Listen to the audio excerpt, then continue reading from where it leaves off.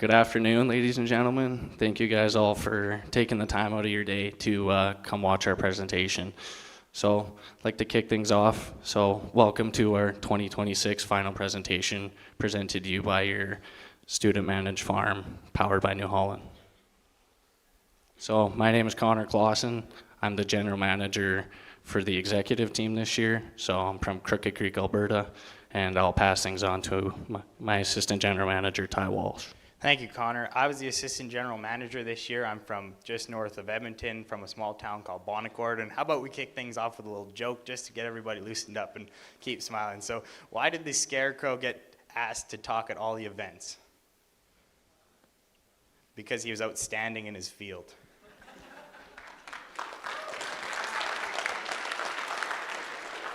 Thank you, Ty. All right, with that, we're going to hit right off into the schedule of events. We're going to start with the introduction, roll into the wheat and cereals, move into canola, have a quick talk about lentils and peas, move into Piola.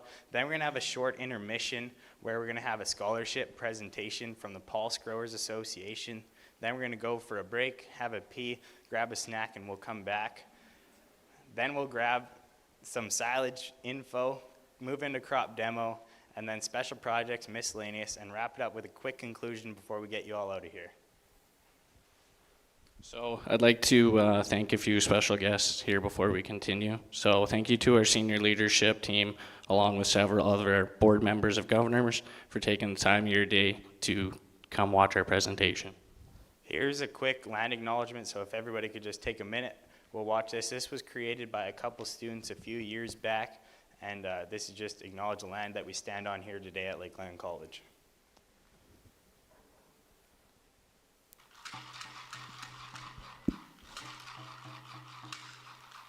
Here at Lakeland College, we acknowledge that the land we gather on is the traditional homeland, hunting, and ceremonial gathering places of the First Nations, Métis, and Inuit. The Plains Cree, Woodland Cree, Saulteaux, Blackfoot, Métis, Dene, and the Nakota Sioux people have practiced their cultures and languages on Treaty 6 and Métis Region 2 territories for generations, and were the original caretakers of this land. Many First Nations, Métis, and Inuit people call this land home and have done so for a millennia. We would like to acknowledge the history we have created together on this land, and to be thankful for the opportunity to walk together side by side in friendship, learning from our past, and promoting positive relationships for the past, present, and future.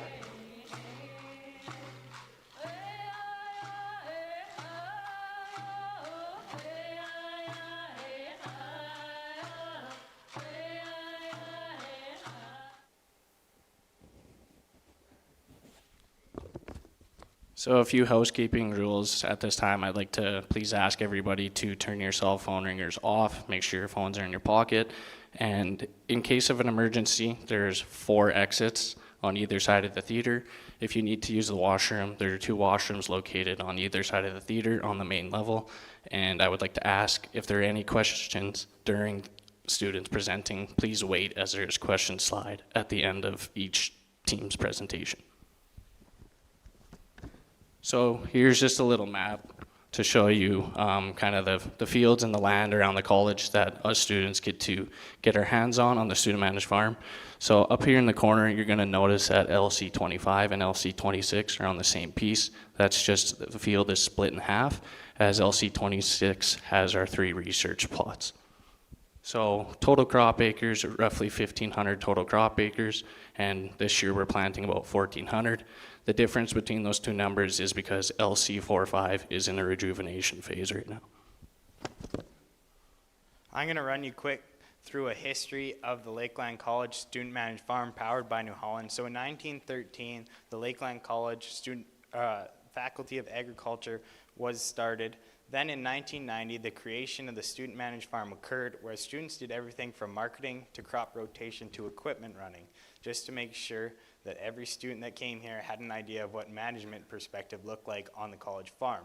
Then in 08 and 09, the theory proved to work on the crop side, so we invested in livestock. So now, in 2011, we formed a partnership with New Holland, where Student Managed Farm formally became known as the Lakeland College student-managed farm powered by New Holland. In 2021, we renewed that 10-year partnership, a multi-million-dollar deal that was formed.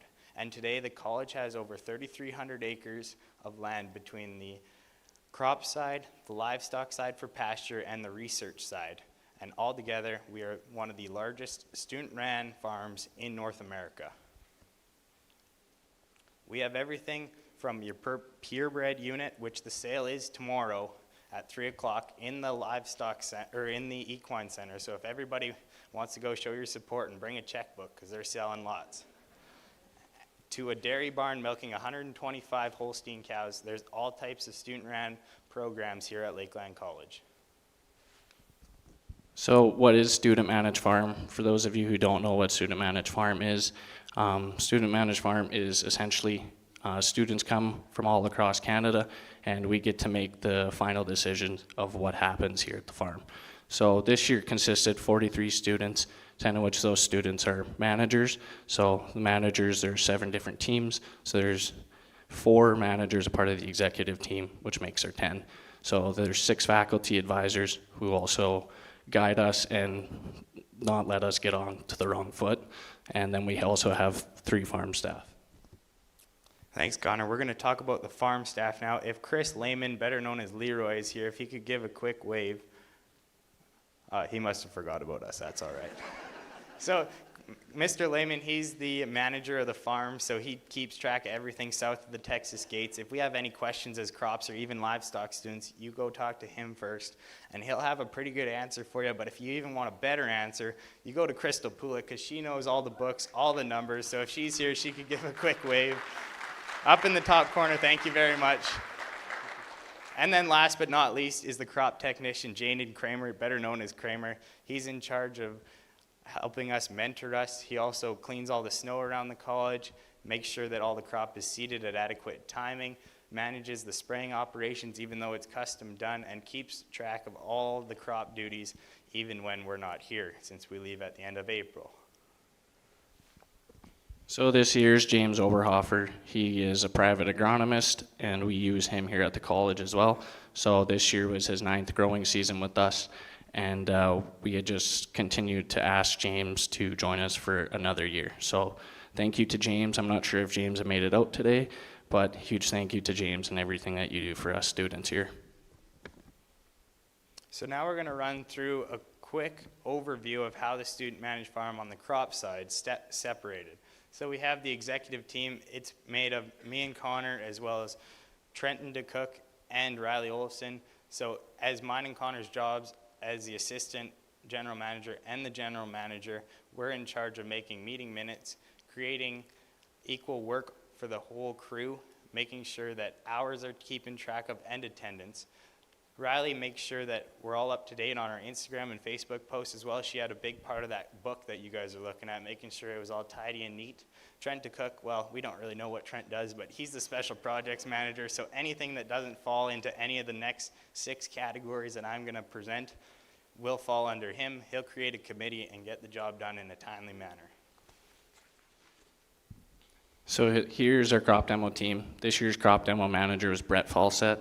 And so crop demo, what they get to do a part of the farm, they're looking for any industries that want to come into the farm and do any demos.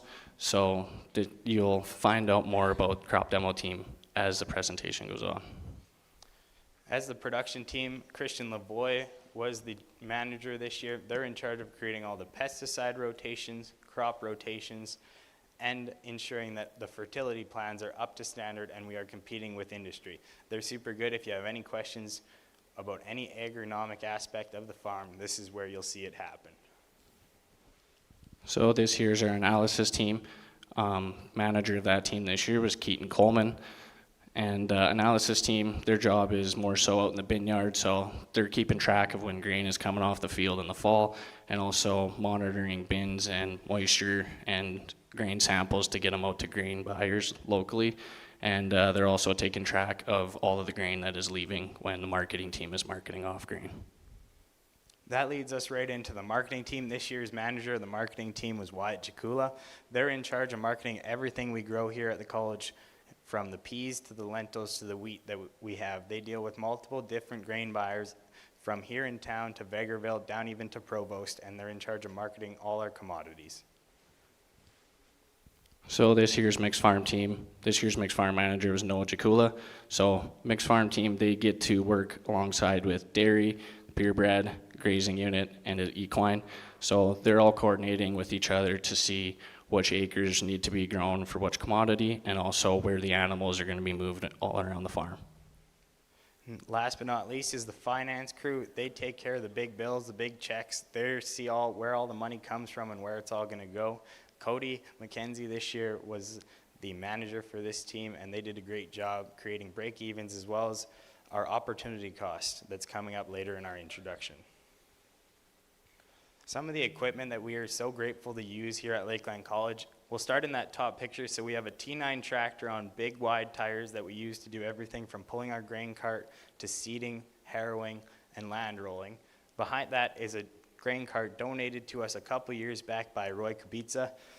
So graciously, he also donated that truck in the bottom corner. It's a tri-drive Western Star truck that we use to haul about 18 metric tons to the elevator at a time. It's one of my personal favorite trucks to drive. It's like driving a pickup down the road. It's super smooth.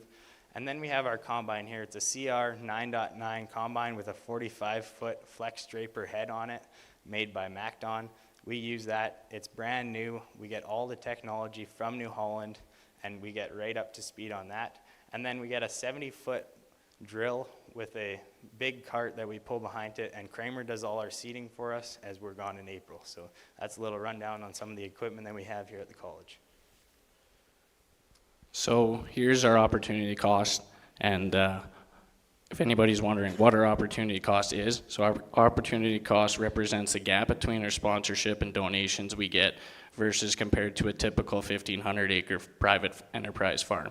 So why we have our opportunity cost, this is a fixed cost throughout all of our commodities of production, or cost of production, compared to a typical farm the size of this farm here. Now, if we'd have any questions about anything that we've discussed, now would be the time to ask.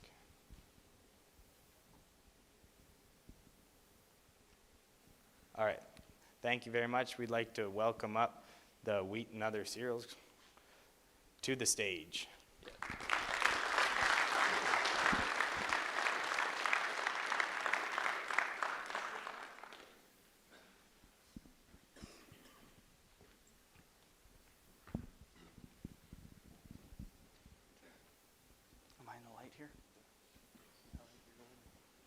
Good afternoon, everybody. We're the Wheat and Other Cereals team.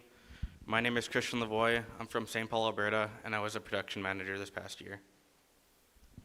My name is Carter Lakeland. I'm from Wilkie, Saskatchewan, and I was on the marketing team this year. My name's Cole Chappell. I'm from Vanscoy, Saskatchewan, and I was part of the finance team this year. My name is Salt Jolly. I'm from Mossbank, Saskatchewan, and this year I was on the marketing team. My name's Tyler Lohenberger. I'm from Corning, Saskatchewan, and I was on the crop demo team this year. And my name is Connor Clausen. I'm from Crooked Creek, Alberta, and I was the general manager, part of the executive team this year. So I'll hop right into it here. This fall, when we got to college, there was 3 fields of wheat to take off. As you can see, LC26C, LC19, and LC20 for a total of 241 acres. So the varieties grown on these fields, we had AAC Hockley, which has been a trusted variety for the college multiple years now, has performed pretty well in our program. We also have AAC Wheatland, which is a midge-tolerant variety we've grown for a few years and has also performed very well. On the right here, we have our fertilizer blends. These fertilizer blends are built by the students based on a yield goal for that field, our soil test nutrients, as well as a mineralization and a mobilization rate, as well as our expected overwinter losses to build a fertilizer blend tailored to that field. For the applications on this crop, our pre-burn consisted of Pre-Pass Flex tank mixed with glyphosate. We used Varo tank mixed with Infinity as an in-crop, and our perennial weed control, we used glyphosate for perennial weed control. We did not apply any fungicide or insecticide on this crop. This chart represents a 6-year average, or our 6 years yield data here at the college. Our 2025, our wheat yield 42 bushels per acre. The past 6 years averages out to 55. The decrease in wheat yield here at the college is mostly due to our lack of moisture and heat stress throughout the growing season. And here's our wheat break-evens for this year. As you can see, we made $323, but it cost $438 to grow it. And the reason for this is because we had poor yield compared to previous years, and the prices were low this year as well. And here's an expenses breakdown per acre. Then here we have the seed and seed treatment included there.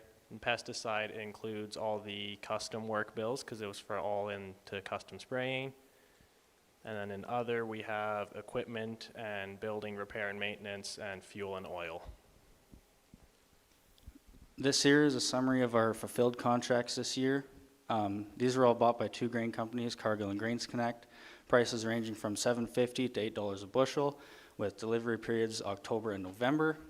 Something to note is the 42 metric ton contract at the top was set by last year's marketing team as a portfolio builder through Cargill. To continue our wheat contracts, these ones were done later in the year with March and April delivery periods, bought by the same 2 grain companies, Grains Connect and Cargill, with prices from $7.70 to $7.85, all being 35 metric tons. To help us market our wheat this year, we used targets or GPOs and Cargill's portfolio builder contract. Targets allow us to set a price in advance with the grain company, and if the market rallies to that price, the grain is sold and then we deliver. The portfolio builder contract uses 4 tools. 2 of the tools are the average and the target. The average works by pricing your grain over a set period of time, April 1st to August 24th. It protects you from the lows and helps capture market highs during the growing season, as it is through April. The target, basically you set a price with the grain company, and if it reaches that price, the grain is sold. So the last 2 here are the enhance and floor components.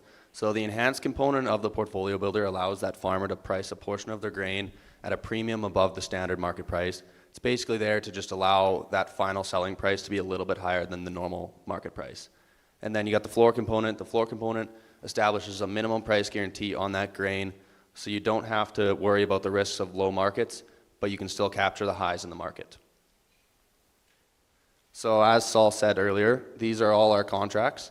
And as you can see there on the left, that is where the portfolio builder from last year's marketing team closed up at $7.64. And then the next 2 Grains Connect contracts here were actually targets we set. Those are the dates we set them, not the dates we closed. So we saw good prices in the future and figured that was a good time for us to set a target. And then the next 2 contracts to Cargill there, we sold those both at spot price. And as you can tell, we didn't have very good prices throughout the year, so that's why we took those higher prices. And then the last one, to Grains Connect, was also a target we set. Just looking at the market going up, we decided it would be a good time to set a target. So this is a little market analysis for you guys. On the left there, you can see what the markets were like when last year's marketing team was in school. And then on the right there, you can see what we've had to deal with as the marketing team. And the markets were low for one main reason, and that was just the huge supply of grain around the world. Countries like Australia, Russia, Canada, and the States had just huge supplies of grain, record harvests, and that's why the markets were so low for us. And then lastly, for next year's team, we are tasked with leaving behind a little bit of a contract for them to sell. And we decided that we liked how much the portfolio builder did for us, and it was a great learning experience, and we really just got to see different contracts rather than just normal targets. So we decided to set a 42 metric ton portfolio builder for next year's marketing team. Perfect, and then we'll just hop into our 26 plan for wheat and oats. In LC 25 and 26A, we're going to be planting a variety of AAC West King, which is just a new variety of wheat, kind of being referred to as the new Brandon variety. And then down on LC 15 and 16, we're going to be planting a variety of AC Morgan oats. And we kind of chose this at the college just because it's been 9 years since we've had oats grown, as well as we haven't had any wild oat issues on those 2 quarters in, 9 years. So that's not really a big issue for us at all. And then this is kind of just chosen to be a new crop to be added into our marketing plan and the rotation, as well as being the residue put back on LC 14 or 15, 16. This is just an addition to the marketing team for next year to have something new to test out, as well as the college, a new crop to test and see if it's worth keeping. So as discussed, we plan to grow milling oats here at the college, as well as hard red spring wheat, as well as a soft white wheat that will be discussed later in the presentation.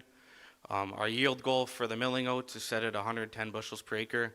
This yield goal is built by the students based off of our expectations for this crop, as well as some historical data. Our yield goal for the hard red spring wheat is set at 70 bushels per acre, and as well listed on the right-hand side there, we have our fertilizer blends based off of this yield goal, as well as the nutrient values in our fields and some mobilization, mineralization rate, as well as predicted overwinter loss. The applications on these crops, we plan to, for our pre-burn, we plan to spray glyphosate, tank mixed with Corex 2. Our in-crop on the oats will be Buctril M, tank mixed with MCPA, and on the hard red spring will be Simplicity, tank mixed with Pixaro. We plan to swath the oats pre-harvest, and we plan to apply glyphosate for perennial weed control on the wheat. That wraps up our part of the presentation. We would now like to open the floor to any questions.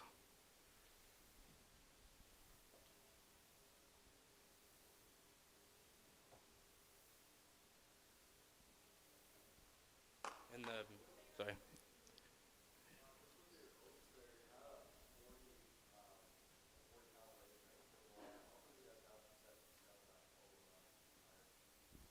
So the question was, we had a low fertilizer blend on the oats, and that is due to LC 15-16 has only been in crop production for a few years.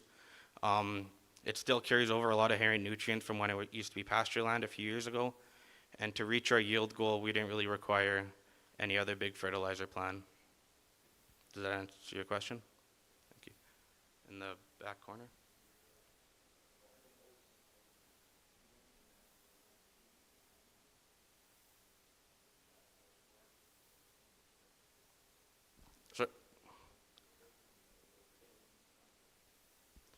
You're asking if our milling oats, we plan to market as for human consumption?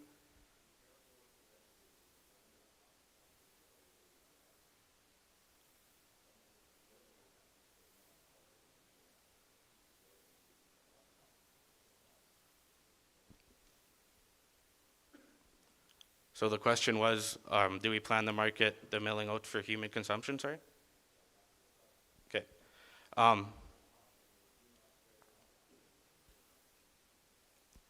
Yes, so for our pre-harvest plan on the milling oats, we will not be spraying Roundup. We plan to swath them so we can manage the residue properly.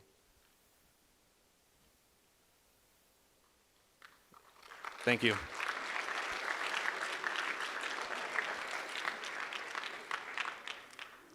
And with that, we'd like to welcome up the canola team.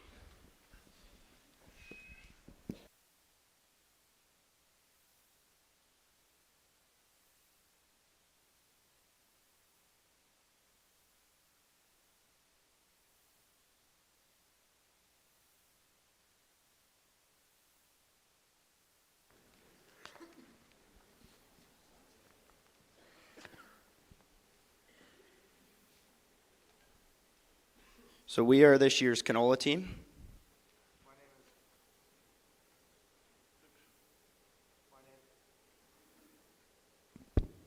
My name is Wyatt Chikula. I was this year's marketing manager, and I'm from just north of town.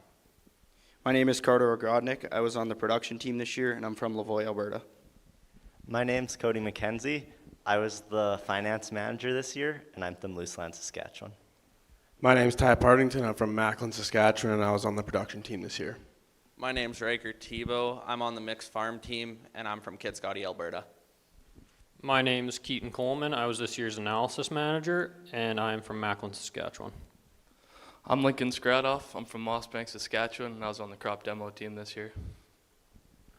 So up here we got a little map for you guys showing where our canola went last year's growing season.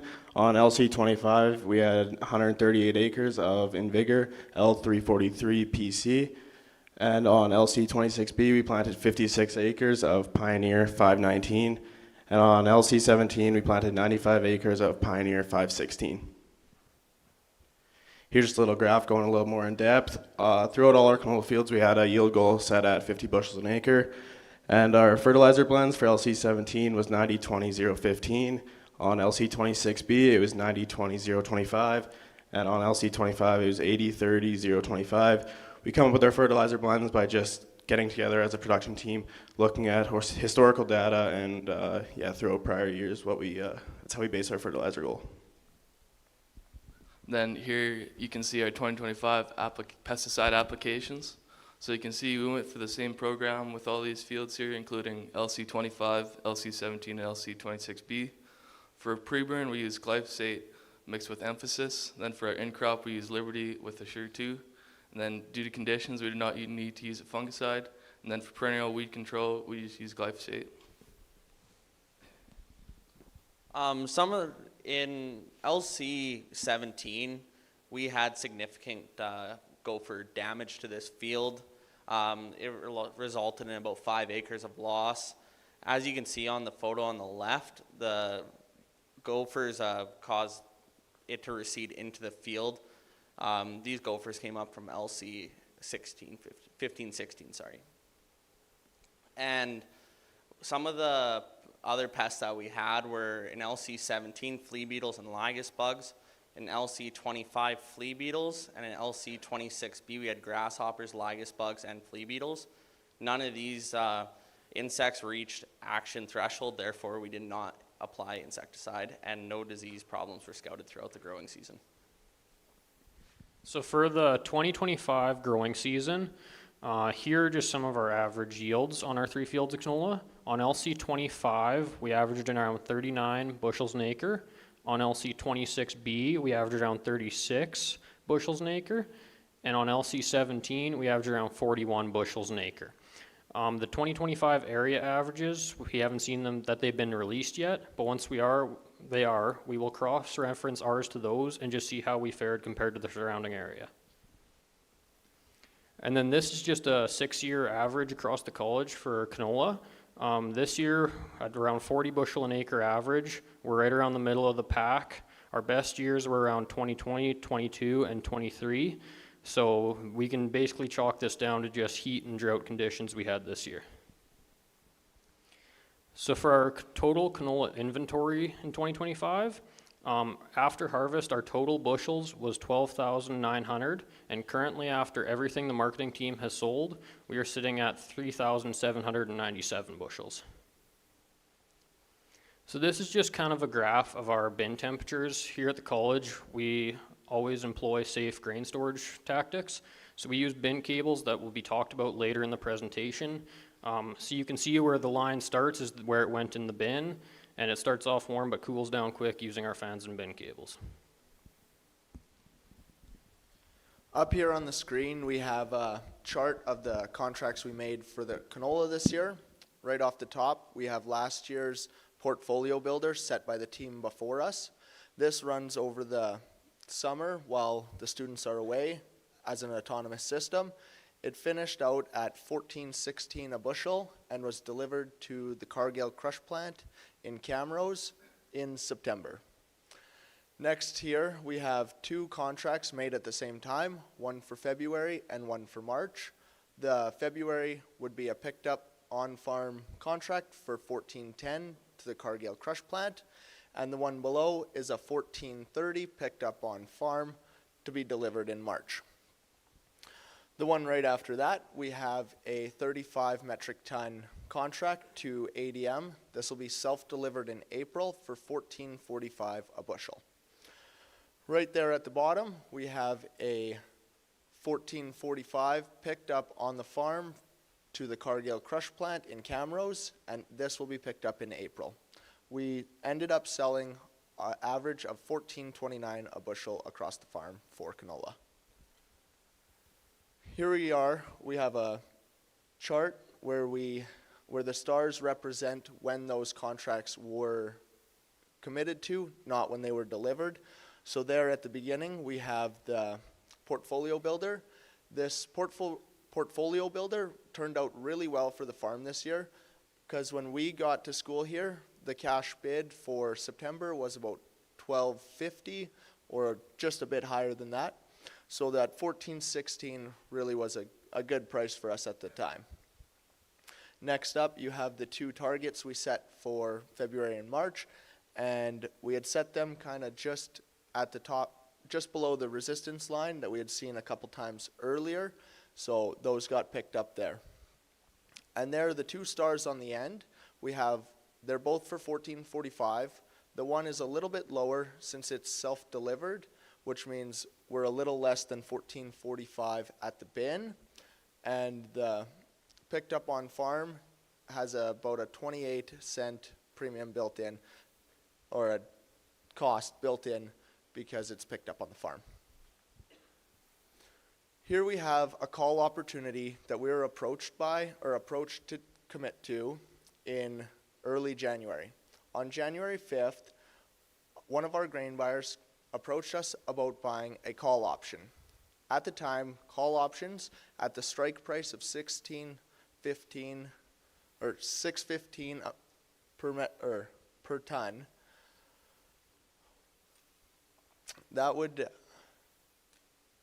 it was $33 per metric ton on the contract. We did not commit to this, as we had just watched the markets tank following December.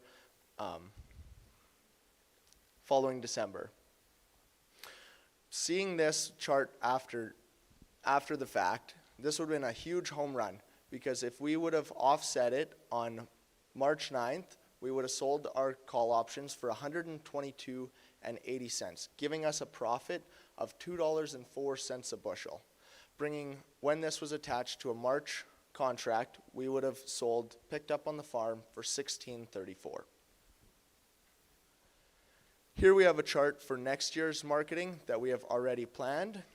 At the top there, we have 20 metric tons committed to the Cargill crush plant in Camrose at $15.38 a bushel.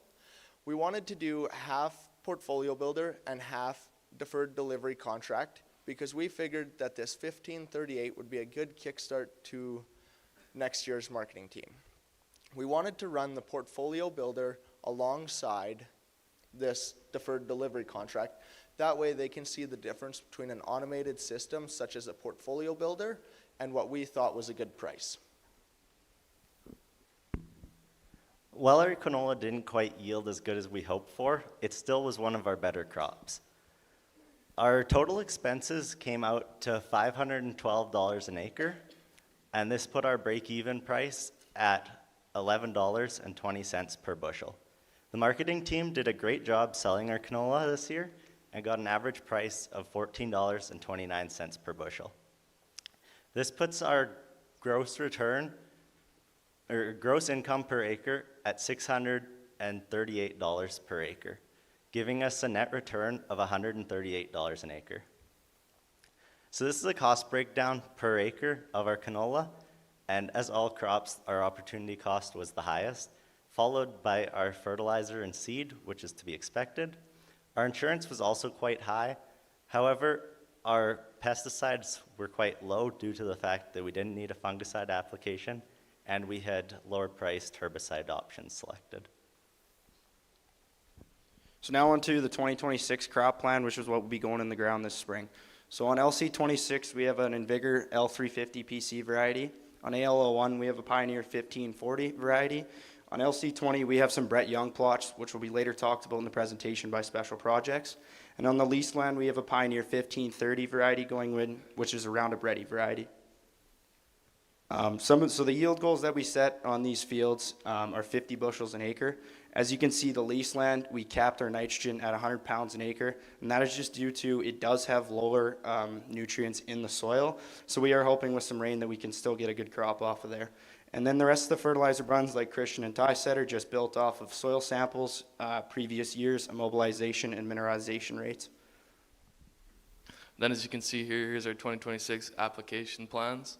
So as you can see, these 3 fields, LC20, AL01, and LC26C, all have the same program.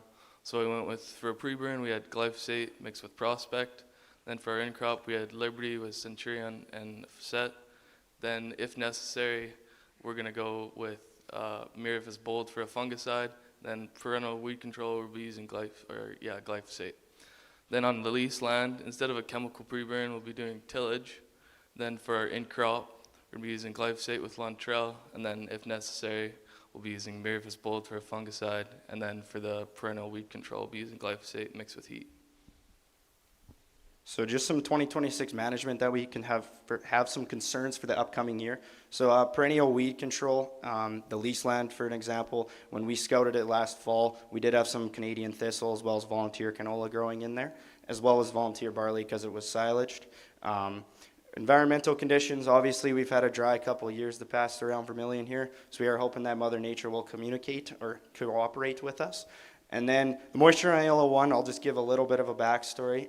So in 2024, fall ride was seeded on there. It was then sprayed out this spring and we planted barley silage onto it. But due to the lack of moisture this year, we did not pull off the crop we wanted to. So we're hoping that Mother Nature will give us some good rain this year. We'd now like to open the floor to any questions.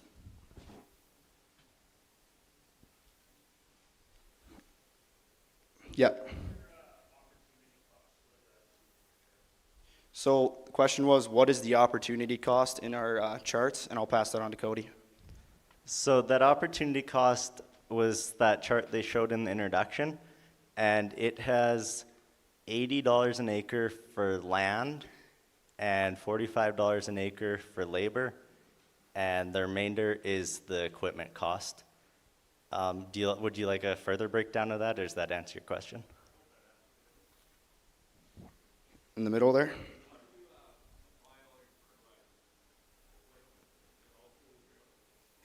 So the question was, how do we apply all of our fertilizer? And yes, so basically we have 2 different fertilizer blends that are built on a field sheet. So much of that fertilizer, like your P and your phosphorus, will go in the seed place knife. And then our nitrogen and sulfur, for example, will be going in the fertilizer knife because our drill is a paired row. Does that answer your question? On the right there?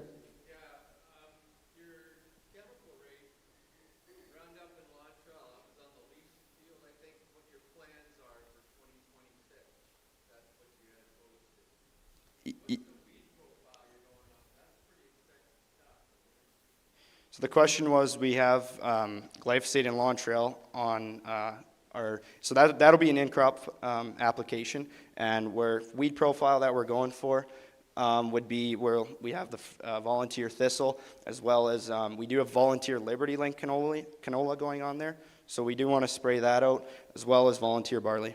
Does that answer your question?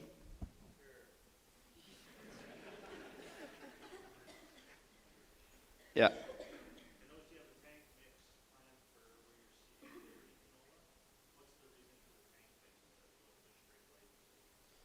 So the question was, he noticed that we have a tank mix on the pre-burn for the Liberty canola.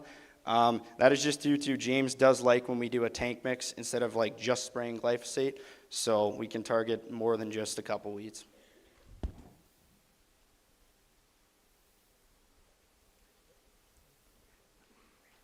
Middle.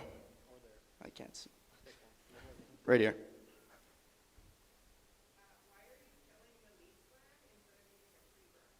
So the question was, why are we tilling a lease land instead of doing a pre-burn?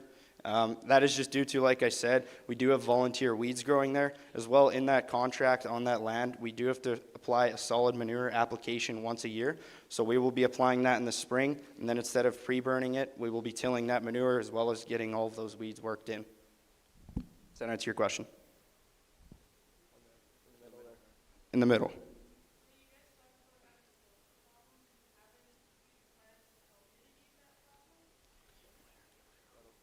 So the question was, there was mention that we have gopher problems, and is there any plans that we have? That will be answered later in the presentation.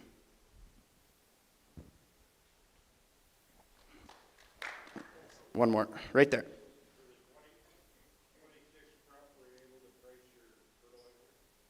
Yes, we were able to price our fertilizer, and I'll call on Christian Schnur to answer your questions with that.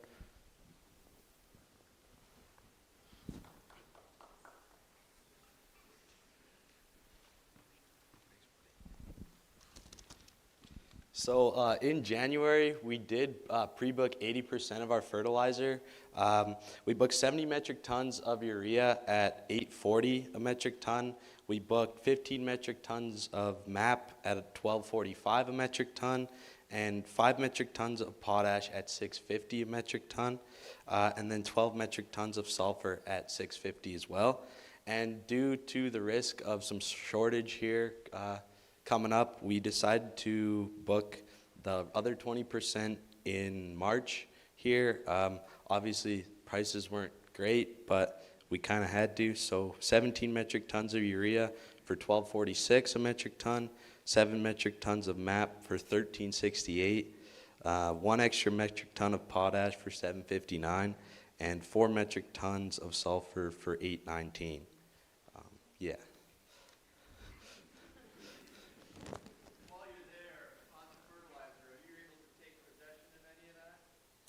So the question was, are we able to take possession of any of our fertilizer?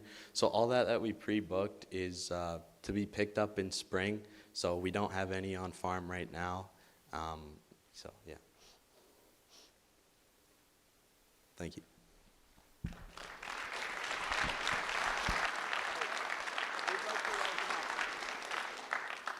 We'd now like to welcome up the peas and lentils to the stage.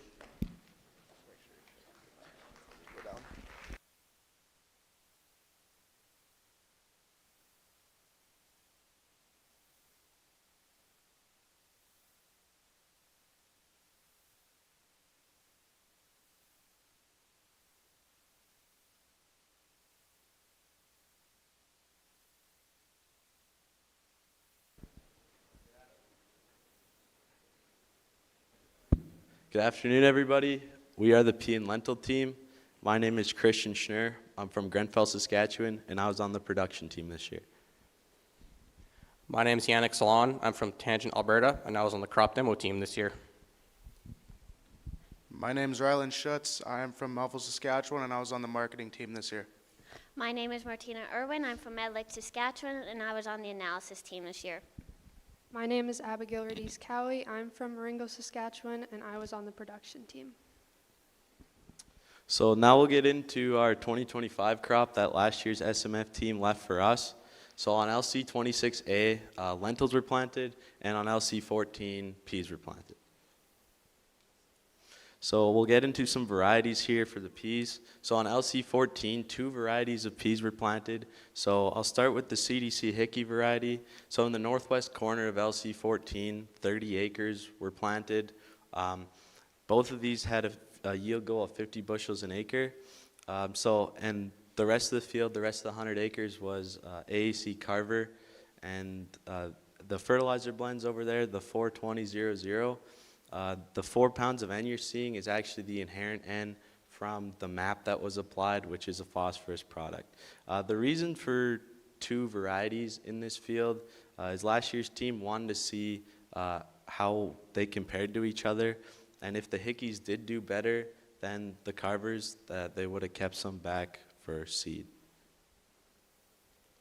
So for our applications that were done to the peas, so I'll just highlight a couple here. So the Apron Max as a seed treatment, this is really good for ascochyta and seed rot. I'll hop over to the in-crop application. So Viper tank mix with UAN. So the Viper works really well on broadleaf weeds like volunteer canola and buckwheat, and also does a really good job at taking care of common grassy weeds. For the fungicide applications, 2 applications of Delero Complete were done. This is, I believe it was targeting Sclerotinia and ascochyta. So last year's team set a yield goal for the peas at 50 bushels per acre. And when we went into combine, our Carvers did 50 bushels per acre, and then our Hickeys ended up yielding about 40 bushels per acre. This is our SMF 5-year average yield for our peas. So the average yield in total on this is about 44 bushels per acre. 2021, 2024 are slightly lower years. That's just due to drought and heat stress on the peas. This is our cost per acre for our peas. Our total cost was $409 per acre. Pesticides were one of our biggest expense, so was custom work. I'll get into our break-evens here. So the average price that we ended up selling our peas at was about $7.64 per bushel, and our break-even was just under that at $7.41 per bushel. So the pea market this year wasn't the greatest, and that was because of the tariff China put on, which was 100% tariff, and that got lifted off in about March, which brought the price back up. And those stars on there indicate where we sold this year's peas. And some of the sales that we did, for the grain buyers, we went to Bungie here in Vermilion and Grains Connect, and also G3 here in Vermilion. And the $7.75, $8, that was a premium just for taking it to Providence. And then we sold at $8, and our lowest was at $7.40. So now we'll get into the lentil production for last year's crop. So last year's team planted a variety of CDC Proclaim, which is a clearfield variety at a yield goal of 40 bushels an acre, and the fertilizer blend was 315.00. And once again, that 3 pounds of nitrogen you're seeing is the inherent from the MAP that was applied.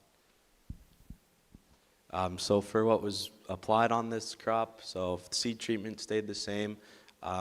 But since it was a clearfield variety, they had to switch up the in-crop, and so an in-crop application of Solo was done, which is, Solo is one product that is registered on clearfield lentils. And then the fungicide as well, they did do 2 applications of Delero.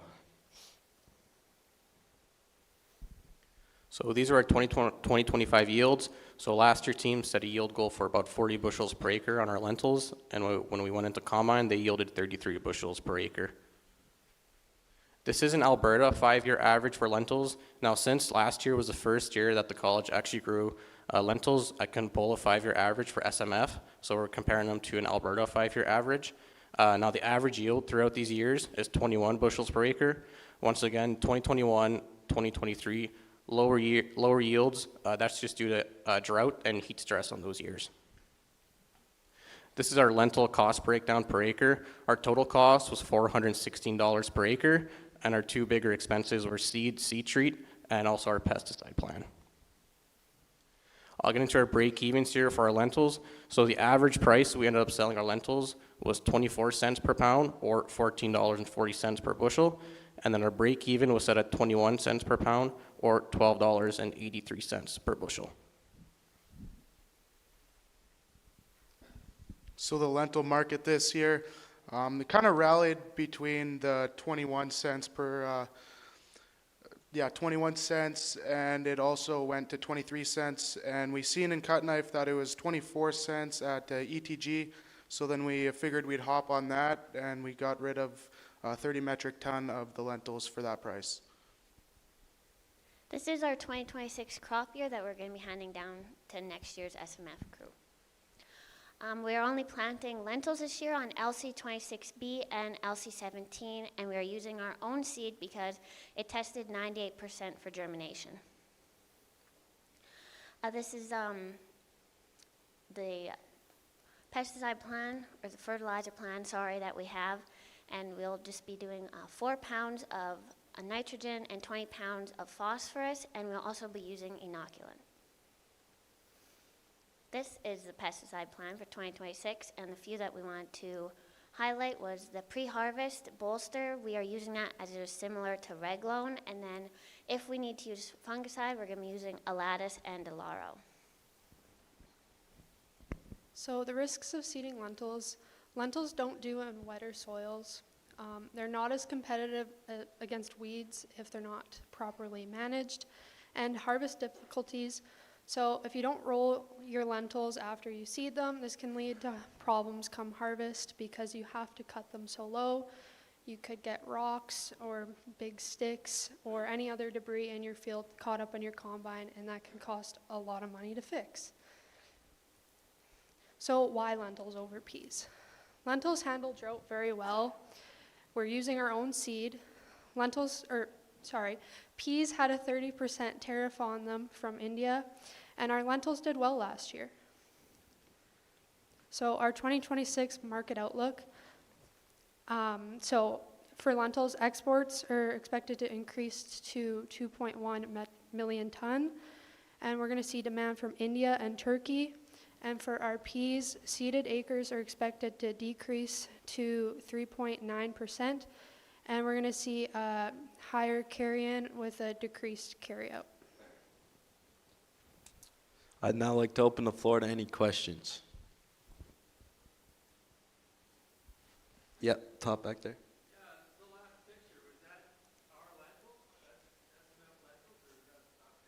Yeah, so the question was like all the pictures used are from our crop that we grew last year?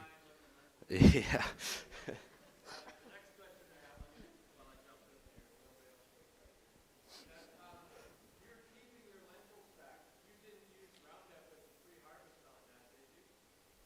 So the question was, we are keeping our lentils back.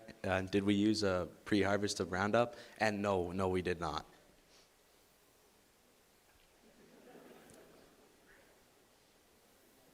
Was it Reglone? It was Reglone, sorry.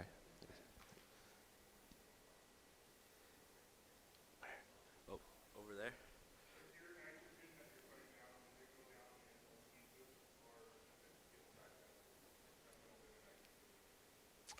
It is going down in, the question was, is our nitrogen going down in the seed boot or not? And I'd like to call up Carter O'Grodnick.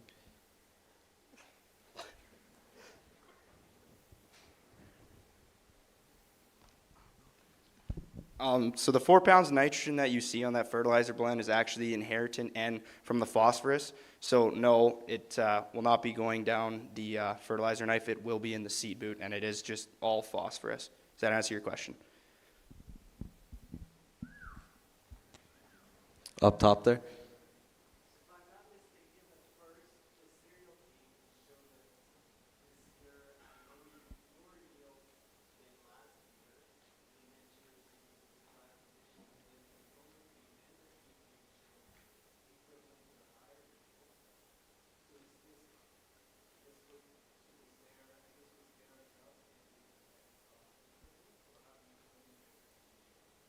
So the question was, how do I explain the difference in yields between the crops? So the reason our peas did really well is because we had a lot of timely rains, which helped a lot, and they missed like a lot of the heat came later, so they kind of missed the vulnerability stage for that, and that's why they did really well. Yeah, up top there.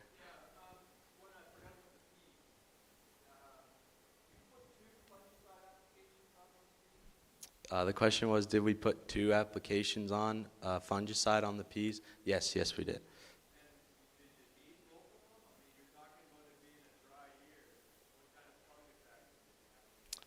So the reason for those applications were to crack down on some sclerotinia or ascochyta that was also kind of creeping in, so yeah.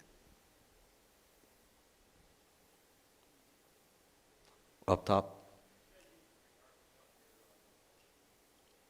So the question was, did we use a pre-harvest on our lentils? Are you talking 2026 or last year?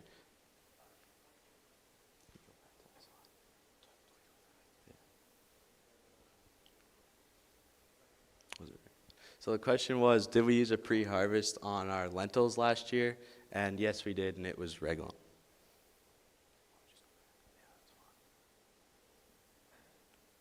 Yep, right there.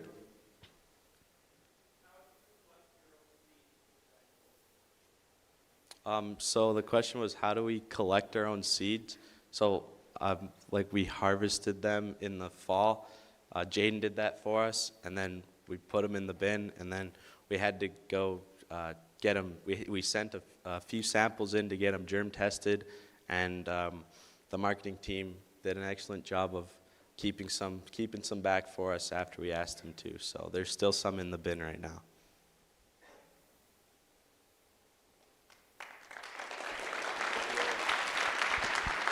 I'd now like to welcome the Piola team.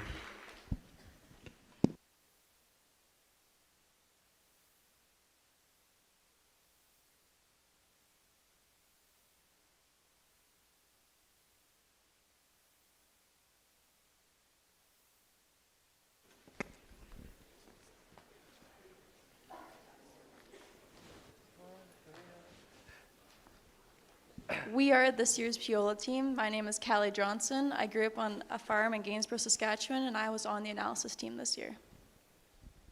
My name is Leah Unseth. I'm from Cambridge, Saskatchewan, and I was on the finance team. My name's Chloe Brebner. I'm from Wilkie, Saskatchewan, and I was on the production team. My name's Nathan Chernichin. I'm from Smoky Lake, Alberta, and I was on this year's marketing team. My name is Avery Ratcliffe. I'm from Tisdale, Saskatchewan, and I was on the crop demo team this year. So we put the Piola on LC18, and Piola is a pea and canola intercrop. So LC18 was seeded on May 7th this year with CDC Hickey peas and P514 Clearfield canola. It was seeded in a one-pass system, so the peas were side-banded out of the fertilizer chute, and the canola was seed placed out of the seed chute.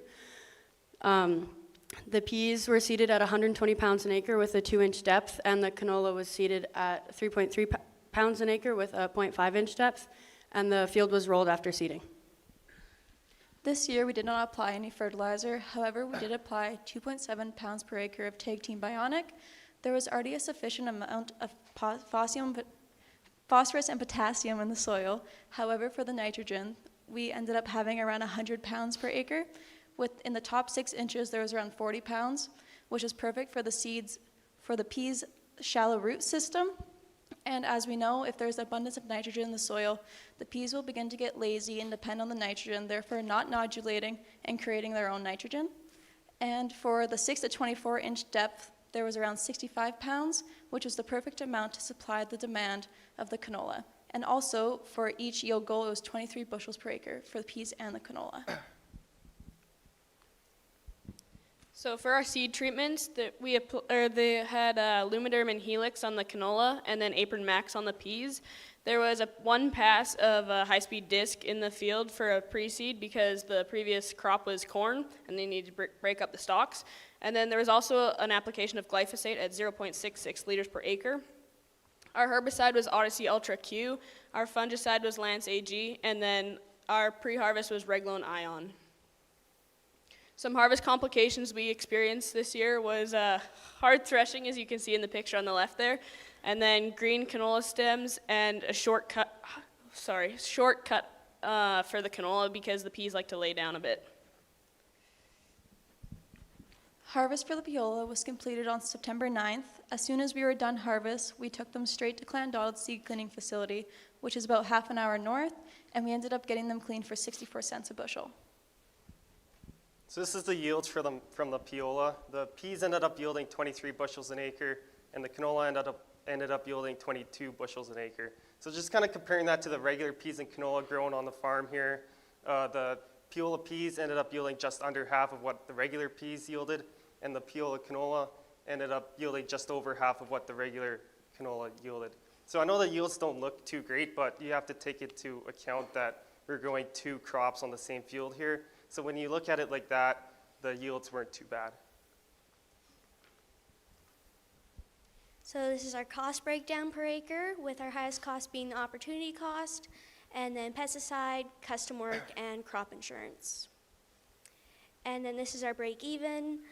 Our expenses was at $377 per acre, and our income was $510. So this is the marketing and profits breakdown for the Piola. We kind of did this in 2 portions, the pea portion and the canola portion. So starting off with the peas, we never specifically sold the peas from the Piola separate. They just kind of got mixed up with all of our other peas. So we'll just take the average price that we sold our peas for, which is $7.64 a bushel. So this gave us a revenue from the peas of $176 an acre. On the canola side of things, we did keep the canola separate from all of the other canola, and that's because it was a Clearfield variety, and there's buyers out there that will take it at a premium because it's non-GMO. So at the start of the year, when we got our marketing team all put together, we decided that we were going to try and sell our Clearfield canola as non-GMO and get that premium. So we started phoning around and seeing where we could take this to and market it to. And it turns out that one of the grain companies that we usually deal with here in town, Bunge, they have a non-GMO crush plant over in Manitoba. So at around the beginning or middle of September, they gave us a price for a Clearfield canola of $16.18 a bushel, picked up in the yard for April delivery. So if we wanted to truck it to Manitoba ourselves, their delivered price was $17.83 a bushel. So just kind of comparing that to regular price canola at the time, you could book in April contracts here in Vermilion for around $14. So they were going to give us just over $2 premium for our Clearfield canola. So I know you guys are probably looking at the chart there and going, well, where's that $16 canola?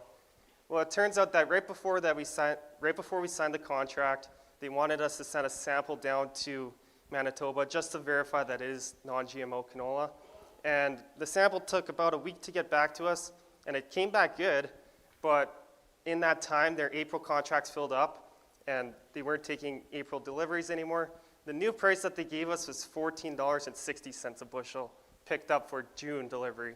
So there was definitely a little bit of a disappointment there. We missed out on a pretty good opportunity by just a couple days. At the end of the day, though, we learned a good lesson that as soon as you finish combining, you should get your crop bagged up and send it off to go and get graded. That way, if there's a marketing opportunity that kind of comes up, you can jump on it and capitalize on it. And then another thing that we kind of learned too was with the Clearfield market, yeah, you could get that premium for it, but at the same time, it is fairly volatile. It's hard to predict exactly what kind of premium you're going to get for it. And lots of that is due to, it's just more of a specialty crop, and there's lots of local supply and demand for it. So we ended up holding on to our Clearfield canola until about the end of January, and we booked it in for that $15.19 a bushel. And that was picked up on the yard for June delivery through Bunge going to that crush plant in Manitoba. So just kind of comparing that to regular price canola here in Vermilion, at that time, you could book in June contracts for around that $14.40 a bushel. So we ended up getting around an 80-cent premium for our Clearfield canola. And the reason that we did sell it when we did was because at that time, regular canola prices were kind of coming back up, but the Clearfield price was kind of just staying steady at that $15.20. So for that reason, we wanted to capitalize on the premium that we had at the time, so we ended up booking it in. So on the canola, we ended up making a total revenue of $334 an acre. If you add the pea revenue and the canola revenue, we got $510 an acre revenue from the Piola total. Cost us $377 an acre to put it in. So this means that we made a profit of $133 an acre, which was the most profitable crop that we grew this year, actually. We made more dollars per acre on our Piola than we did on our pea and canola acres. So financially, the Piola turned out pretty good for us. So then, like previously mentioned, there was some harvest problems like the low cut height, the green stem, and the hard thrashing on the combine. And then since we planted peas and canola together, we can't plant canola or a pulse. And then we aren't going to plant wheat because we sprayed with Odyssey Ultra Q, and we're expecting another dry year, so we don't want to risk any residual damage. And like Callie mentioned, with the fertility, there was enough fertility in the soil that we could get by with not putting any fertilizer down, but we are going to have to heavy apply it next year. So we would like to open it up to the audience now if you have any questions for us. Yeah.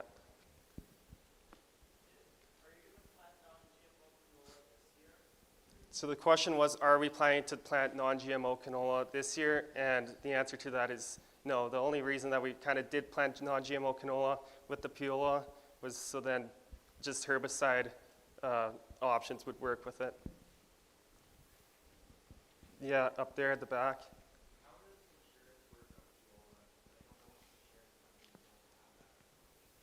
So the question was, how does the insurance work with the Piola? And I'm going to let Callie answer that. So we actually ended up getting it insured underneath canola. So the reason for that is that we needed to have a 51% plant stand of canola. We ended up getting it all looked over, and it was actually a 60% plant stand. And also another reason that we got it underneath canola was because for coverage we had about $504 per acre for canola, and for peas it was only $404. Yeah, up here.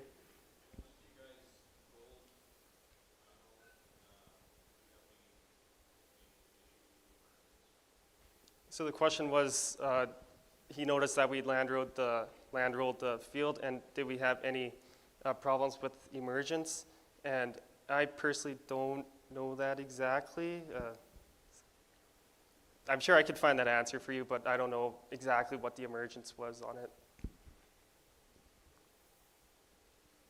Yeah, up there in the back. Yep.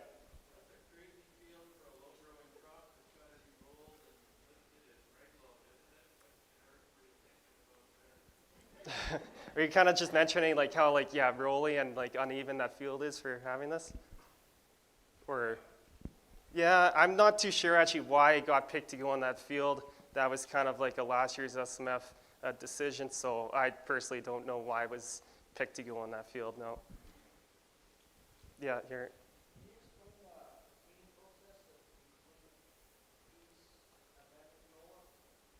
So the question was, can we explain the cleaning process? So yeah, both peas and canola got combined together, obviously, and then we sent it to the Clan Donald seed cleaning plant to go get cleaned. So they cleaned it there at the seed cleaning plant and separated the two crops. Does that kind of answer your question?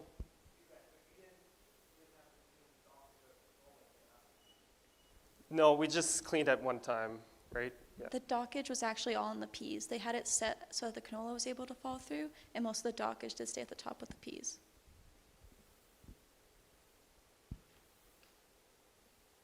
Yeah, there.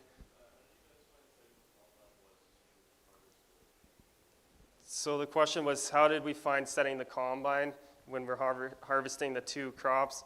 So the way we set the combine was kind of similar to how you would set for canola. Like in the computer and stuff in the combine, it was plugged in pretty similar to canola settings, and we kind of just kept all the sieves fairly open because we weren't too worried about what our sample looked like, because we were sending it to go get seed cleaned anyways. So we kind of just kept everything open, and yeah.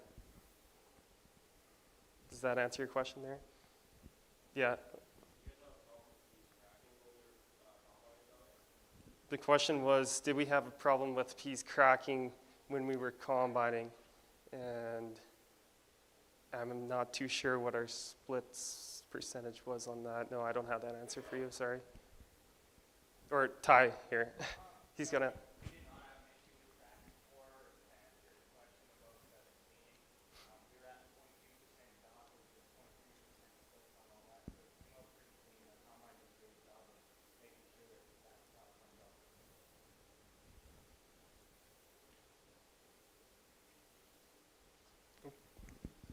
Oh, yeah. So do we have any thought with swathing it versus straight cut heading it? And yeah, we got a better answer here. Christian will help you out. So mostly the last year's production team kind of always had the plan to apply reg loan, and then kind of go with the straight cutting aspect. It's mostly just with the crop hand side, and then with the swather, we kind of needed the cut low to get all those peas off the ground as well.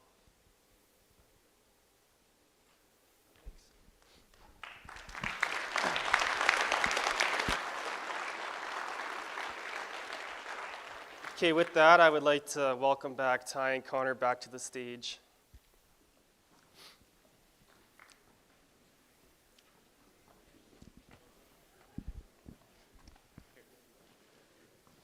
Thank you very much to my fellow classmates for this first half of the presentation. We're going to have a quick scholarship presentation here from Matt McKinney from the Alberta Pulse Growers Association to award the Alberta Pulse Growers Zone 5 scholarship for this year.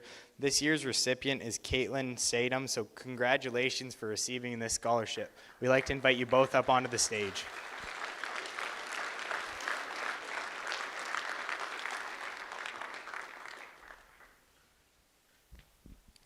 Thank you. My name is Matt Miklich from Holden, Alberta, Zone 5 advisor on the Pulse Growers. Great to see the turnout here today to support all the kids, and great job everybody on the first half today. Excited to see the second half as well. Pulse Growers are proud to support Lakeland College. We're lucky to have this school in our zone, supporting Pulse development with the research and our next generation of farmers and agronomists in the classes here. So I'd like to congratulate Caitlin on the scholarship for this year.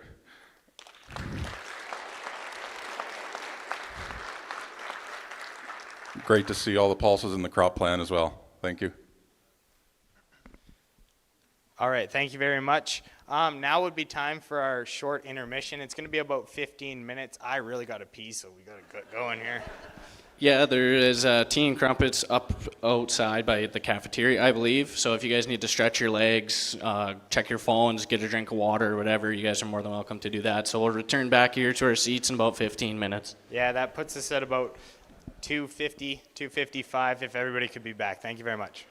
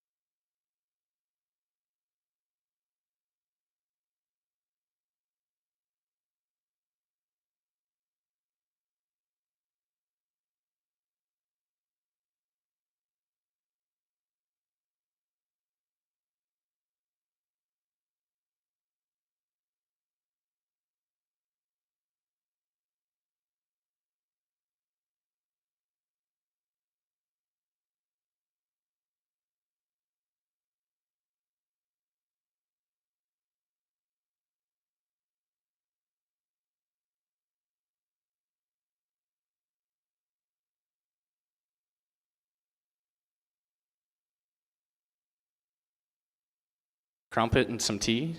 And man, do I feel so much better.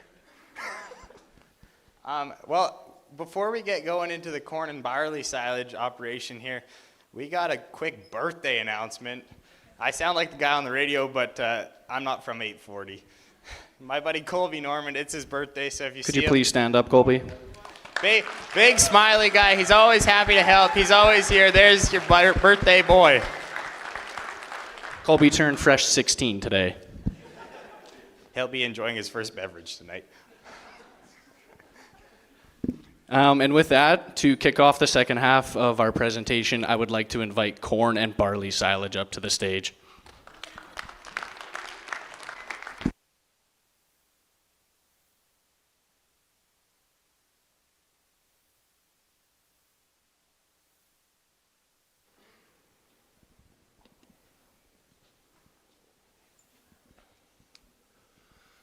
We're this year's corn and barley silage. My name is Colby Norman. I'm from Denelda, Alberta, and I was on the analysis team this year. My name is Connor Stevens. I'm from Lloydminster, Saskatchewan, and I was on the marketing team this year. My name is Weston Packett. I'm from La Flèche, Saskatchewan, and I was on the mixed farm team this year. I'm Tucker Vert. I'm from Bentley, Alberta, and I was on the mixed farm team this year.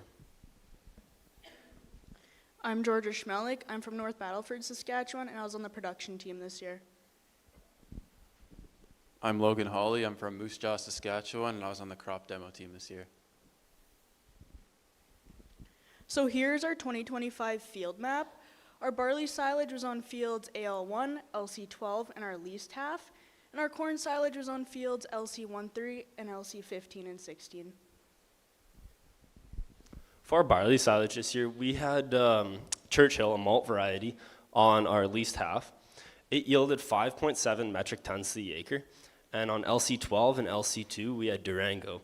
LC2 yielded 8.2 metric tons to the acre, and LC12 yielded 8 metric tons to the acre.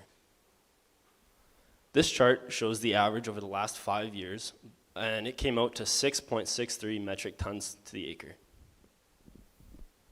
This is our 2025 barley pesticide plan.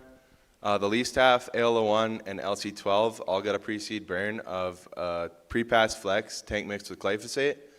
And the in-crop application was a tank mix of Axial and Pixaro. This is our barley feed quality. The crude protein around 12.8%, total digestible nutrients around 65.9%, moisture around 72.6%, and the neutral detergent fibers around 44.5%, all of which the livestock students were happy with. This chart here shows the cost breakdown per acre for the barley silage. As you can see, the opportunity cost, like most others, is the highest. So our barley had quite a few problems this year. Originally, our rented land was a malt option crop, but it got silage due to lack of feed. And also our barley yields were pretty low due to lack of moisture this year. For our corn this year, we had Pioneer 7-11 on fields 15-16, and it yielded 6.5 metric tons to the acre. And on LC13, we had North Star 913S, yielding 9.8 metric tons to the acre. Over the last 5 years, we had an average corn silage yield of 10.44 metric tons to the acre. This is our 2025 corn pesticide plan. LC 1516 and LC 13 both got a pre-seed burn of Raxer tank mixed with Roundup.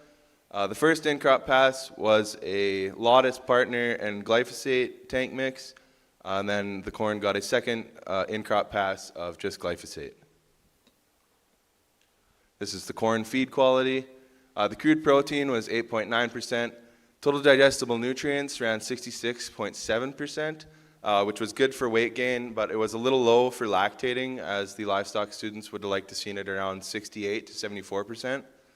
The moisture ran 68.2%, and the neutral detergent fiber ran 43.4%.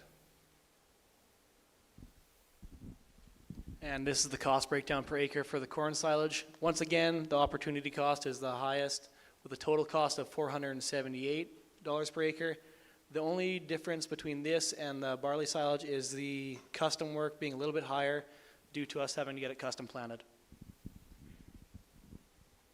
So our corn had quite a few problems this year as well. We had gopher damage on LC 15 and 16, and it took out quite a few acres. I don't know the exact amount. We had a lack of moisture this year as well, which caused lower yields. And we had frost damage on the morning of June 24th and on the morning of July 15th. And in these pictures, you can see how bad it was. The plants went through necrosis fully. And then how we market all of our silage is we go through Central Feeds, which is essentially an in-house allocation system between the crop side of our farm and our livestock side of the farm. And we sell all of our silage for inputs plus 10%. And then for our 2026 silage map, our barley silage is going on fields LC14 and LC18, and our corn silage is going on fields LC12 and LC19. And then for our 2026 barley varieties going on fields LC14 and 18 is going to be CDC Durango. We chose this variety with the livestock students, showing to have a greater digestibility and good drought tolerance. This is our 2026 barley pesticide plan. LC14 and LC18 will both be getting a pre-burn of Corex-2 and glyphosate. And the plan for the end crop is to do a tank mix of Axial and Pixaro. So this is our 2026 barley fertility plan. It outlines our yield goal and pounds per acre of actual nutrient being applied. Both LC14 and LC18 have a yield goal of 10 metric tons per acre, but based on field conditions and soil tests, LC18 will be getting more nitrogen and potash. And then for our 2026 corn varieties going on fields LC12 and 19, it's going to be Northstar 913S. It's shown to have a high tonnage and has done well for producers in the area. This is our 26 corn pesticide plan. LC12 and LC19 will be getting a pre-burn of Veraxer tank mix with glyphosate. And then the plan for the end crop is to do a tank mix of Lotus, Partner, and glyphosate. This is our 2026 corn fertility plan. Both LC12 and LC19 have a yield goal of 14 metric tons per acre, but LC12 will be getting more nitrogen. We're going to be applying nitrogen differently this year than we've typically done in the past. Rather than floating it on, we're going to be strip tilling. And our original plan was to strip till 25% ESN and 75% urea, but due to an ESN shortage, we're just going to be applying straight urea. And then we're also going to apply 5 pounds per acre of liquid N along with the PK&S in the furrows so the corn has easy access to it. This year, the production team has put a lot of time and effort into conserving soil health. The main difference this year compared to past years is the use of a strip tiller. In the past, we've made several passes in order to put our corn fertilizer in the ground. First, we would float our fertilizer on, then high-speed disc it, then land roll it, then plant the corn, and then land roll it again. All these passes dried out and compacted the soil. Not only was it bad for soil health, it was also bad economically. This year, we plan on making a maximum of 3 passes. The strip tiller will allow us to put a majority of our fertilizer 5 inches into the ground for the corn to grow into and have easy root access. The rest of our fertilizer will be seed placed for pop-up. The strip tiller will allow for direct seeding, less volatilization, less moisture loss, and for easy root access. As far as our barley, we'll use the college air drill to plant a Durango variety. And with that, we'd like to open the floor to any questions. Yes? So the question was, why was our opportunity cost different than the other crops? And for that question, I would like to call on Cody McKenzie.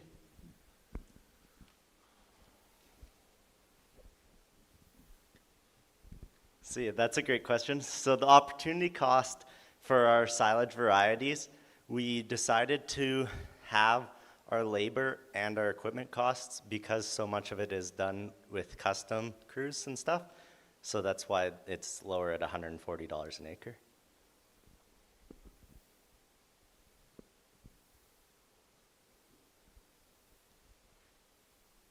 Oh, in the back there.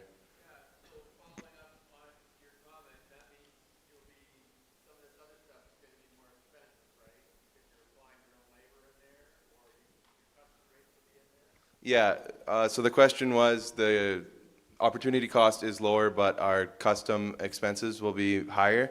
And yes, because the custom work, some of that opportunity cost is out because the actual students aren't doing as much of the work in the field, so the custom rates are higher. Yes?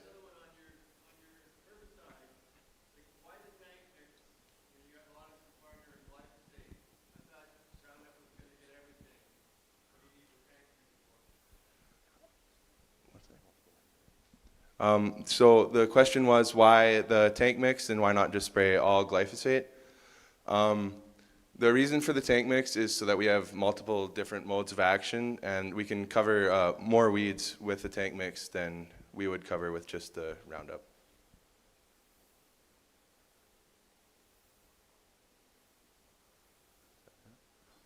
Okay, if that's all the questions, I'd like to welcome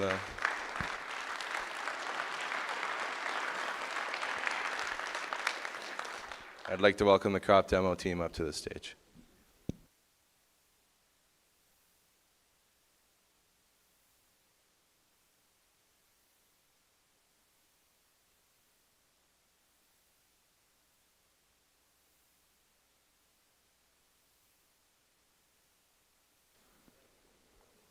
So we are this year's crop demo team. I'm Rain Ferentz from Monitor, Alberta, and I was on the analysis team. My name is Brett Fosselt. I'm from Cabri, Saskatchewan, and I was this year's crop demo manager. My name's Luke Young. I'm from Camrose, Alberta, and this year I was on the crop demo team. My name is Riley Olafson. I'm from Morden, Manitoba, and this year I was the communications coordinator on the executive team. My name is Keely Schlau. I'm from Leeville, Saskatchewan, and I was on the crop demo team this year. So what is crop demo?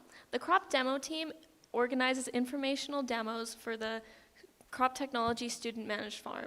This is to increase learning opportunities about new advancements in agriculture. So the first thing we did this year when we got back was the winter wheat demo we took on from last year's SMF team that they left for us. So what was the objective? It was to evaluate the success of dormant seeding different winter wheat varieties. And so what is dormant seeding? Dormant seeding is when you plant your crop in late fall or early winter when the soil temperature gets below 4 degrees, which puts your seed into a dormant stage and doesn't germinate till next spring. So this crop was seeded on October 28th. As you can see on the board, there is a plot map of how everything was laid out. There was 5 varieties, 4 winter wheats, which were AAC Cold Front, Overdrive, Wildfire, and Moats. And then there was 1 spring wheat, which was AAC Brandon, which was planted as a control variety, just to kind of see how everything would play out. And yeah. And this was all harvested on September 10th, 2025. So some of the things we took was bushel weight. So average bushel weight kind of stayed in between that 62 bushels area, with the highest reaching around 64.38 bushels per acre. So average yields, we had AAC Cold Front at 63.6 bushels per acre. The winter wheat plot averages were 57 bushels per acre, while the wheat for the yield was 42 bushels per acre. So in conclusion, dormant seeding did show some good viability at the small plot level, although we did have 2 plots die to winter kill, which could have been to the warm weather when it was seeded in October, meaning it would germinate before the snow and die over winter, or pests in the fall or spring. Winter wheat yield had showed some very great opportunities as well. We did a residue dispersal demo. So the combine dropped some straw, and then we went out and spray painted 105 feet of that swath orange to see how far that orange swath disperses after the harrows go over it. So we did 3 passes with the harrows. So after the first pass, we seen most of the swath go 0 to 25 feet from the original swath. Some carried 25 to 60 feet and a maximum dispersal of 137 feet. After the second pass, Most of the residue was 0 to 80 feet from the original swath with a maximum dispersal of 370 feet. And then after the third pass, most of it was 0 to 130 feet from the original swath with a maximum dispersal of 547 feet. This past fall, we also decided to do a drone demo. So we got Rocky Mountain Drones and Flamin to come out with their DJI T100 series sprayer drone. That's a picture of the crop demo team out with the drone in LC16. Here's that sprayer drone out in the field. It has a 100-liter tank and can spray up to 40 liters per minute. As a class, we wanted to stay on top of the new and improving technologies in agriculture, and we think that sprayer drones are going to be a thing in the near future as well. Here's a screenshot from the remote device from the drone. As you can see in the top right corner there, we had remaining area. So 21.5 acres left on there, and then 53.8 gallons. This remote device was pretty cool. It was all an automated system, so the drone would take off from home base, go out to the field, and continue spraying where it left off. Once the drone sensed it was getting close to empty or needed a battery refill, it would go back to home base where the operator could reset the batteries and refill the tank for use. We wanted to see the variability in the pattern and droplet size as well, so we took these water-sensitive papers and put them out in the broadcasted area where the drone would be flying. As you can see from these papers, we have a lot of variability in pattern and droplet size. From these conclusions, we think that drone spraying would be a better asset for systemic pesticides rather than contact pesticides. As well as in terms of use, the PMRA has proposed a policy change recently. So the conclusions for that happened on Wednesday, but they haven't released them yet. So the policy change was for all drone use to be as, they could apply products that are already labeled for aerial use. This is more of a policy shift rather than a whole regulational overhaul, and I think this is a really exciting time in agriculture. So these are some of the current and future plans for the crop demo team. This year we conducted a snow rolling demo. So the objectives of this demo were to increase snowpack throughout the field, as well as evaluate the impact on the snow's melt time, as well as the soil moisture infiltration in the spring. So our hypothesis was that by rolling the snow, we should be able to increase snowpack and help retain snow throughout the winter, as well as increase the amount of water entering the soil in the spring. So the way we went about doing this is first we selected a field, and we chose LC14. We had gone out there and selected our two plots, our snow rolling plot and our control plot, which we would not roll. Next, we went out in the fall and took the initial soil moisture data from the field. And then we just waited for it to snow, and after 12 inches of snow had accumulated across the field, we went out and rolled half of the field. This spring, we are going to monitor the snow melt time across the field, as well as the soil warm-up time. And then once it's all dried up, we're going to go out and take the spring soil moistures of the two plots. So this is us actually out in the field rolling the snow. The morning that we did it, we had gone out and got the roller all unfolded and ready to go. And we decided that we were going to wait till the afternoon until we would do the demo and invite our classmates out. By the time we had got out there in the afternoon, it had warmed up to 8 degrees and it was sunny out. And the snow had turned to slush and decided not to get rolled, but pile up and not work. So we decided that we should stop doing that before we broke something. And so unfortunately, we had to stop that. Next up this spring, we're doing a seeding date demo. The objectives for our seeding date demo is to evaluate the impact of seeding times on wheat and to compare the different wheat classes.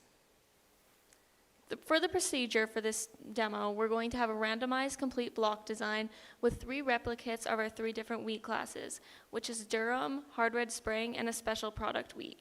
Along with this, we're also going to have our 3 seeding dates, an early seeding date in the last 2 weeks of April, a regular seeding date in May, and a later seeding date in June. After this, we're going to collect data on the plant characteristics. This is our randomized block design with the wheat classes and seeding dates. And after this demo, we're going to answer a few research questions. How does seeding day affect yield? Do wheat classes perform similarly in East Central Alberta? And do certain wheat classes perform better than others? We're also going to collect data on plant count, biomass, height, yield, and 1,000 kernel weight. The next demo we're going to be doing this spring is a biological additive on wheat seed. So on LC25, we've selected a 40-acre plot to do this demo on. We'll be using a product called Active Reach G, which is a granular mycorrhizal fungi, and we'll be applying it at the recommended rate of 4 pounds per acre. So there's some benefits that go along with biological additives. Specifically with this product, it's supposed to enhance water and nutrient uptake of the plant. It helps increase phosphorus solubilization in the soil, as well as an improved crop vigor and increased resistance to abiotic stresses such as drought, heat domes, wind, all that kind of stuff. We would now like to open the floor to any questions. Yeah.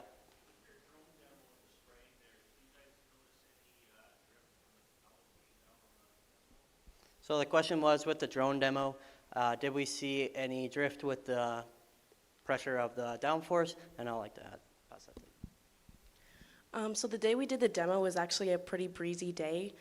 So we didn't have very accurate results on that. And we were also doing it on a bare field. So the results probably, we wouldn't know that, but yeah. I can't see.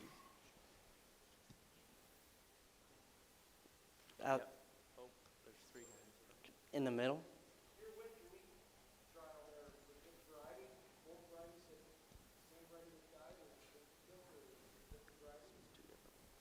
So the question was there the same variety that died?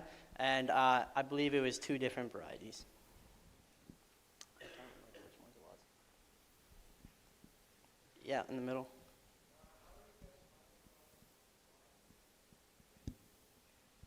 So the question was, how are we planning on applying the Active Reach? And I'll pass it to Brett. So the Active Reach G is going to go in the canola tank on our seeder, and then we're going to have it so that also goes in the seed chute, so it will be placed with the seed. Yeah. With your guys' snow rolling trial, what were some of the, I guess, bad results, if you got any, you could possibly expect if it doesn't go as well as you hope? So the question was, with the snow rolling trial, what kind of bad results did we see? And I'll pass it to you again. So when we did it, there was not really any good results. And well, the morning there was good results, but the afternoon there was not good results. Basically, it just started to pack onto the roller, and it basically turned into a yard drag. And we were dragging our field and created a few large piles of snow. So, yeah.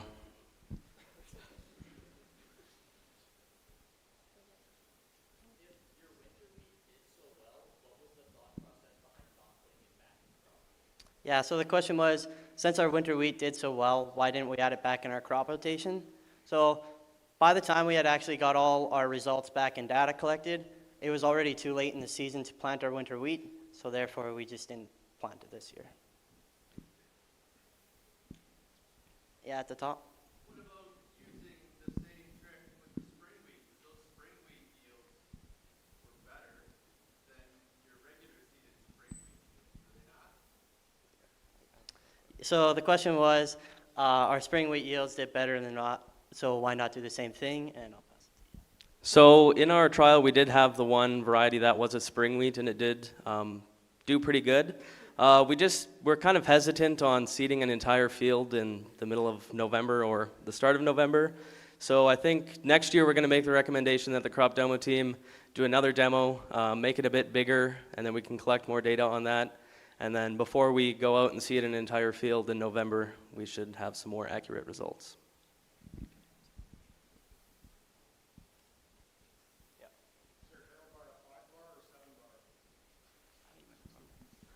So the question was, is our Harrow bar a 5-bar or a 7-bar? I do not know that, but I will figure that out and let you know. Oh, it is a 5-bar.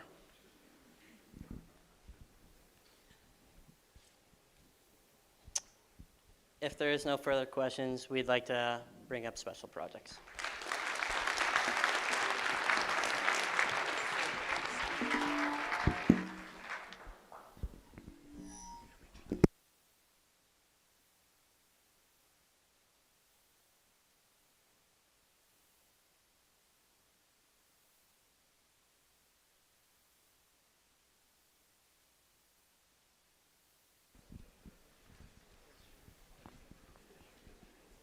Alrighty, thanks crop demo. Good afternoon, everyone.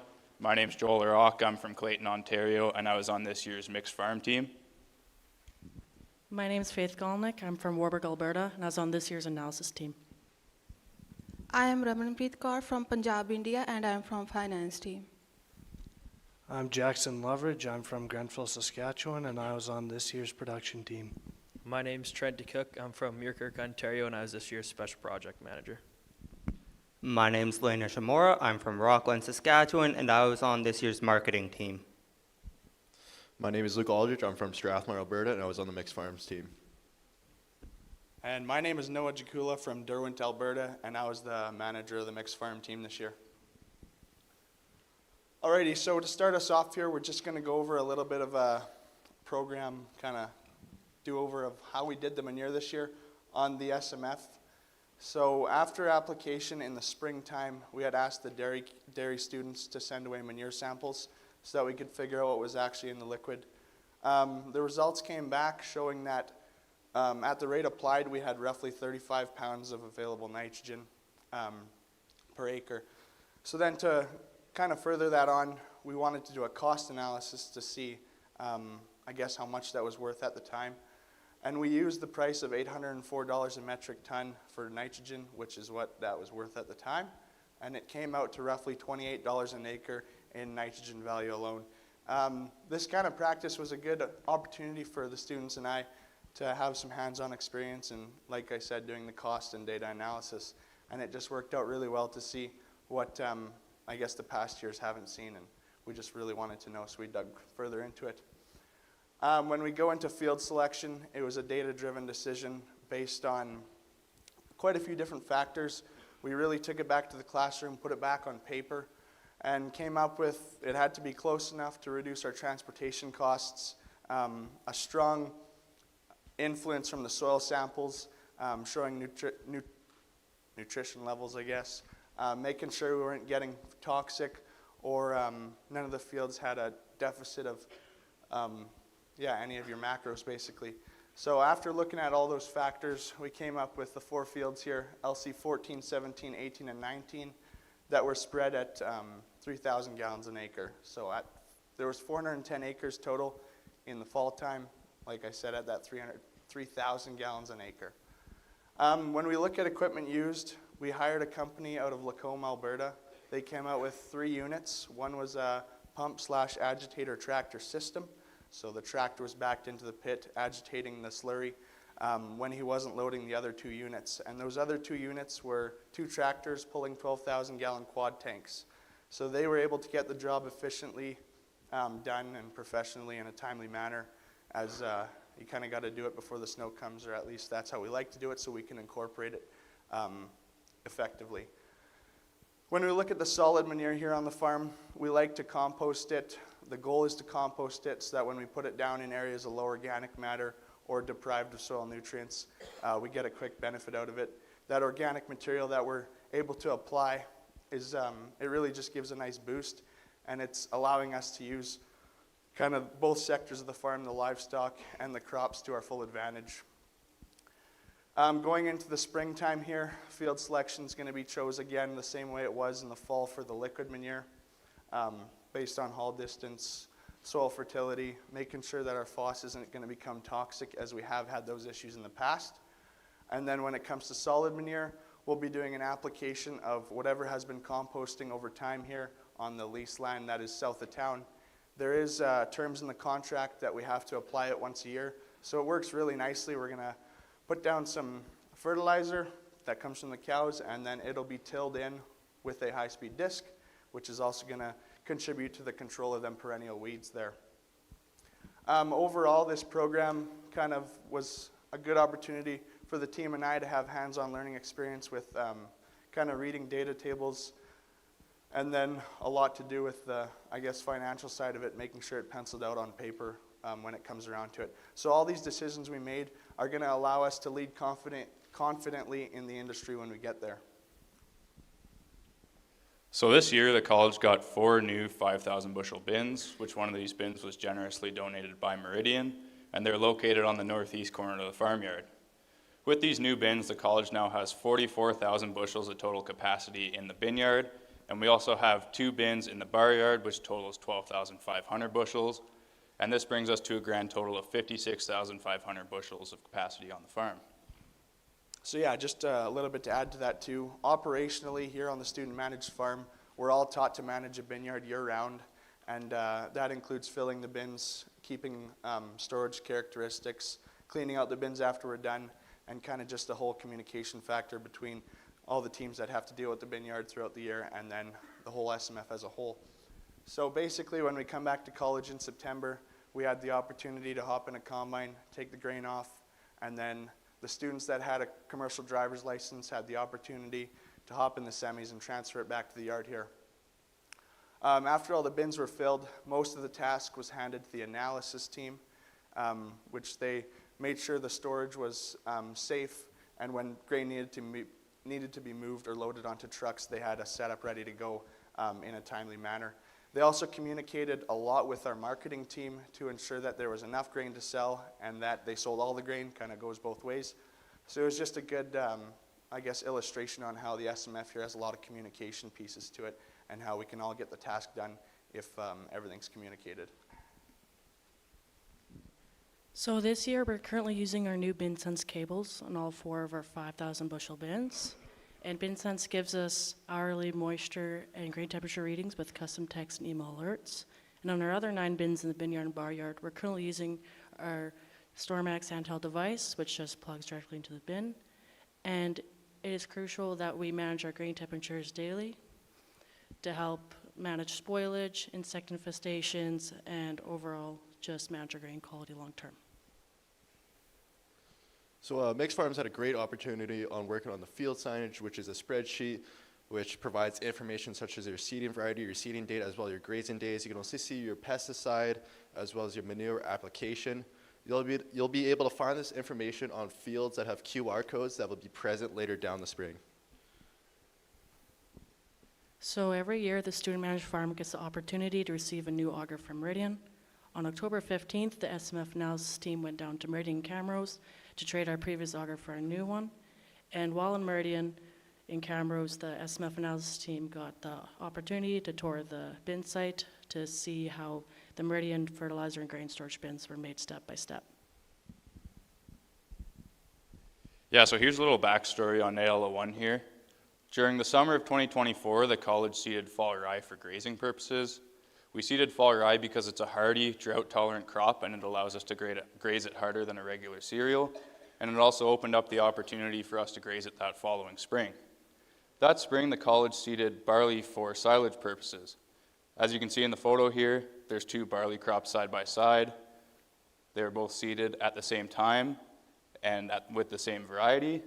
On the right there, you can see a healthy barley stand, and on the left, you can see a poorer barley stand where the fall rye was seeded. This is because fall rye is such a heavy moisture user, and with that being paired with a dry spring, we were left with poor growing conditions to start the season off. For this reason, we decided to take bales off the field for green feed instead of silage, because there wasn't enough of a crop to make it worth silaging. We were able to make 117 bales off this field at 125 acres. That leaves us at just under a bale an acre, and these bales are wrapped on the northeast corner of the farmyard.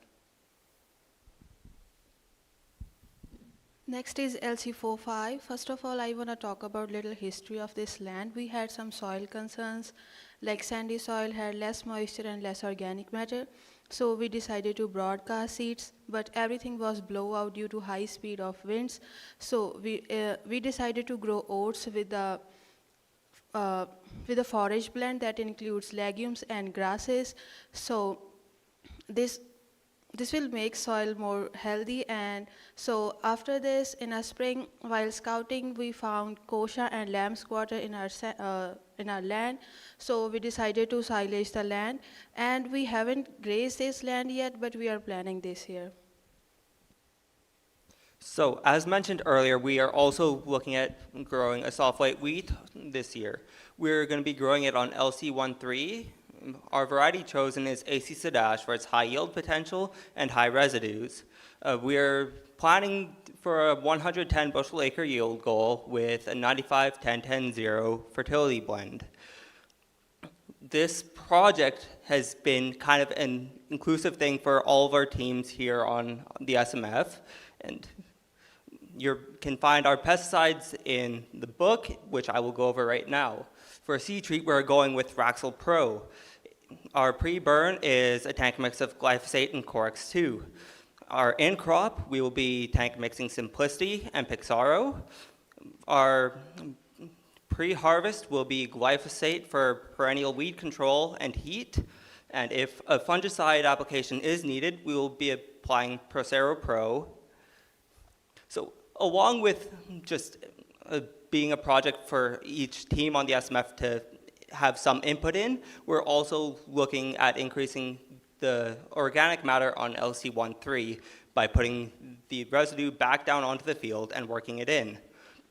We believe that with these high yields and high residues, it will give next year's crop SMF the opportunity to learn how to manage a high yielding crop as well as high residues.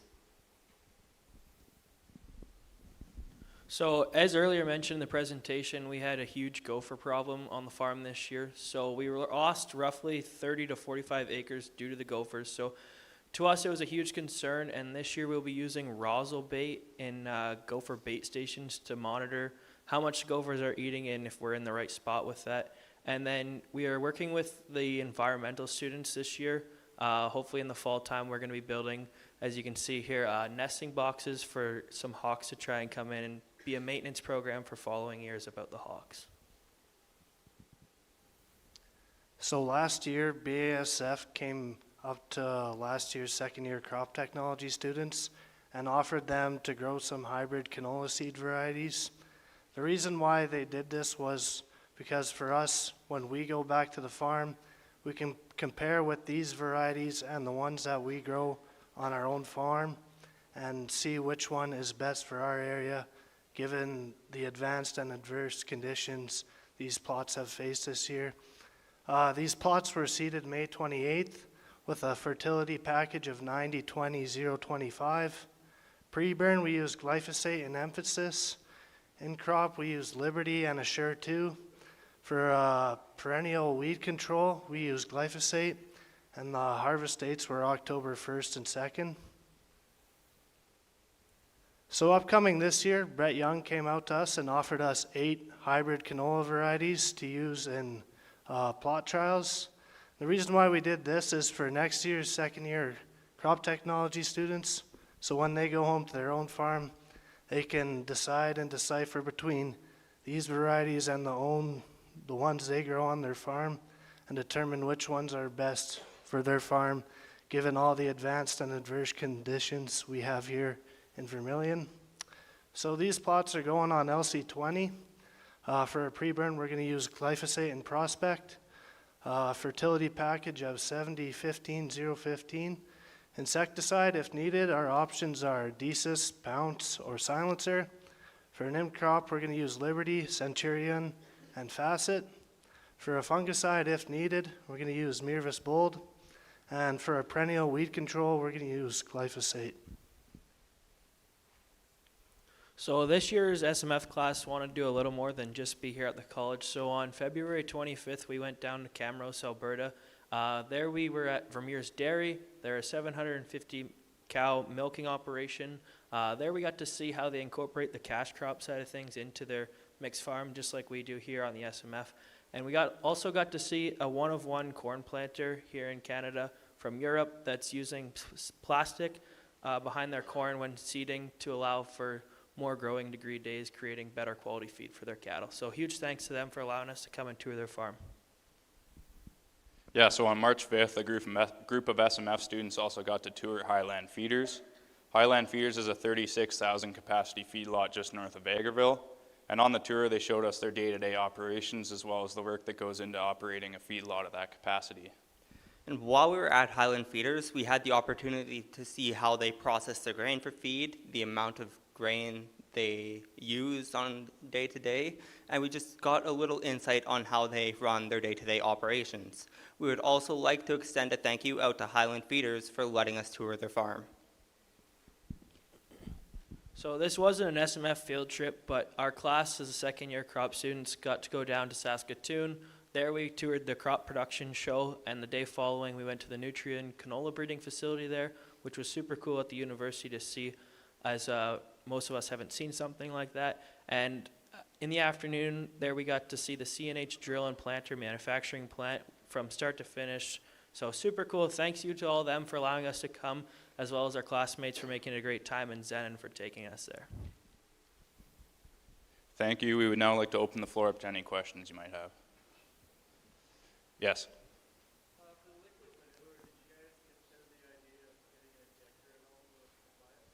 So the question was, did we consider the idea of getting an injector to apply the liquid manure? And I'd like to pass that question to Noah.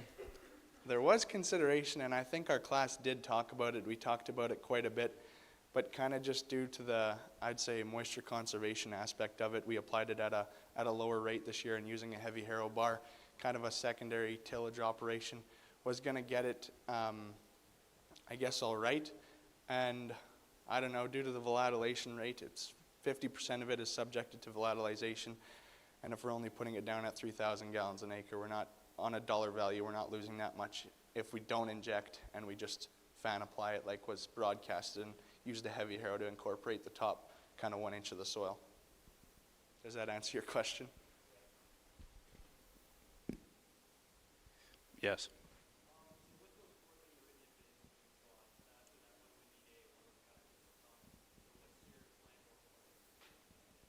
So the question was, what is our plan with that one Meridian bin that had to face Mother Nature? And that will be talked about a little later in our presentation. Yes.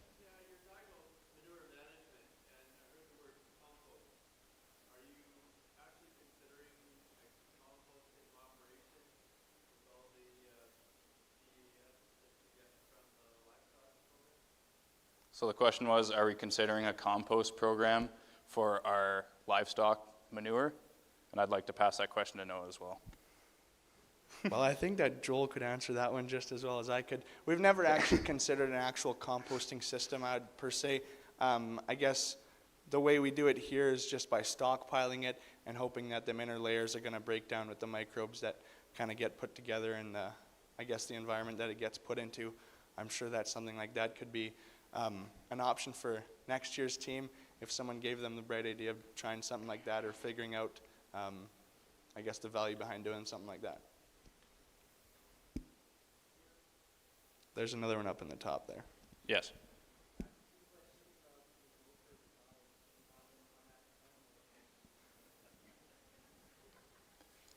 How do you want them, Trent?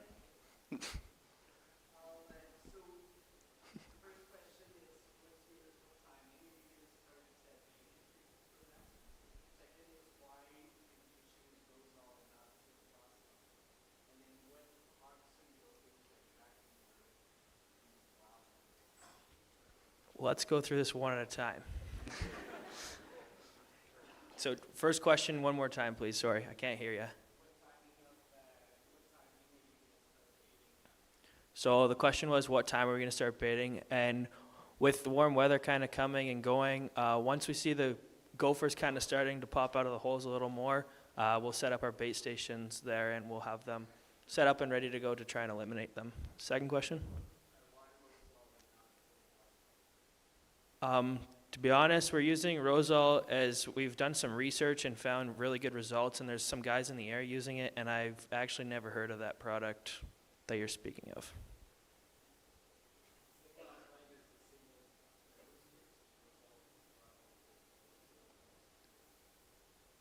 Okay, third question?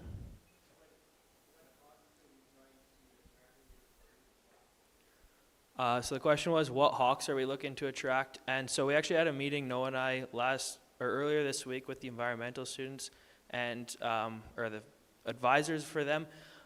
We had an idea of Frangulus hawks. However, we later learned that there's not too many of them in the area, so they'll be doing a bit of a scouting report in the springtime and throughout the year to see what's actually around so we can build the appropriate box for that type of hawk. Yes.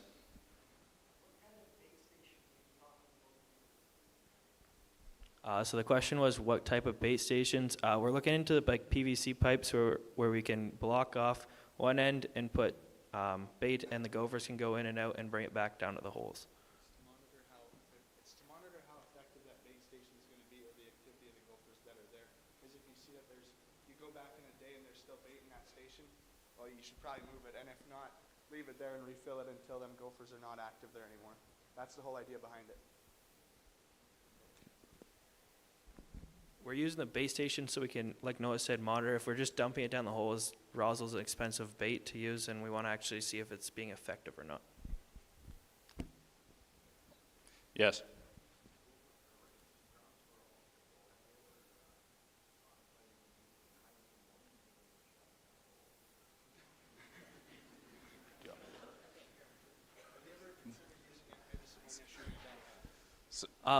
The question was if we've ever considered using an hydro shot down the hole, and it was a thought as well as shooting them, but someone has to spend a lot of time out there and doing that, and I don't know how much college would like us doing, blowing up holes in the field.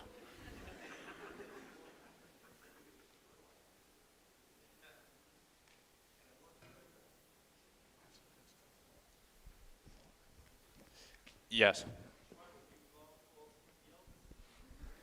The question was, why would we blow holes in the field? The gophers are living under the ground, and we'd basically poison them and blow them up.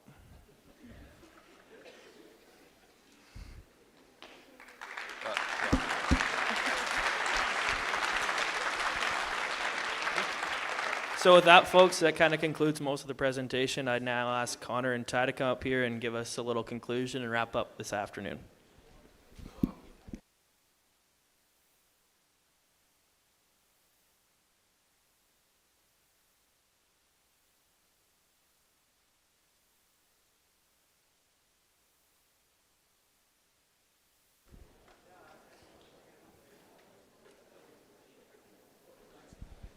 Thank you, Special Projects team. Yeah, once again, thank you to my fellow classmates for putting together this awesome presentation. We're going to run you through a quick conclusion here before we can get everybody on their way. So to go back to your question up there, what are we going to be doing with the bin? So as you can see, March 8th, we had winds of 113 kilometers an hour, which made our bin go to sleep. So we were able to work with the third-year BAD students, and they actually went and recovered our bin sense cables out of them. So the cables will still be good, and in future use, they're just going to get put back into another bin. And I believe with this bin, it is going to be taken through insurance through Meridian or through insurance, and then a new bin will be arriving back at the college. And the bin was anchored down. Here's a quick income statement for our SMF crop year. Our total income, if you could please note that all of the grain that's been unsold or undelivered has been accounted for based on average prices of each commodity. Our greatest expense this year, other than the opportunity cost, would be our fertilizer and our pesticide application cost. And this year, our student managed farm powered by New Holland, we were able to turn a profit of $36,033.71 this year, making it a profitable year for our crops this year. And some key takeaways from Student Managed Farm powered by New Holland. People skills is a big one. So every day that us students walk through the door, we're coordinating and working with each other to figure out the best suited management practices of what we can do here on this farm that we can learn here and then take back to our own farms one day. We also learn management roles. As you know, there's managers a part of each team. So you learn accountability, discipline, learning how to manage other people, which sometimes can be a big problem or sometimes is a hard issue. We also get to work with industry partners, so you get your foot in the door, working with industry, seeing how the industry kind of works and runs, and you make a lot of people connections, and you make a lot of friendships through just working with everybody and classmates every single day. Some of the key milestones that we were able to achieve as a student-managed farm powered by New Holland this year was our bin sense cables for our Meridian bins. So at the start of the year, we'll take you back to one of our first meetings. We were not actually able to put grain in those bins due to concerns of heating and not being able to monitor them due to having no bin cables in them. So we were able, big thanks to Noah, to have that industry connection with BinSense to get those cables installed in the bins in a timely manner, just in time that we could get grain put into them. Secondly, limiting tillage. So as you guys heard all about our strip tiller that we're going to be able to use this year, therefore eliminating a high-speed disc pass or a conventional tillage pass, we're reducing that almost by half with that strip tiller. And lastly, we were able to harrow in all the liquid manure. Instead, in previous years where they've used a high-speed disc like a Pro-Till to work that in, drying out the soil, where a harrow just tickles that manure down into the dirt. And lastly, the strong friendships that we gathered in this student-managed farm powered by New Holland. Now I have 43 good drinking buddies no matter where I am in the province or Canada. I can have somewhere to stay and some connection throughout all of Canada with all my fellow classmates that I've been here with. And with that, we'd like to open the floor to any last questions. Up there.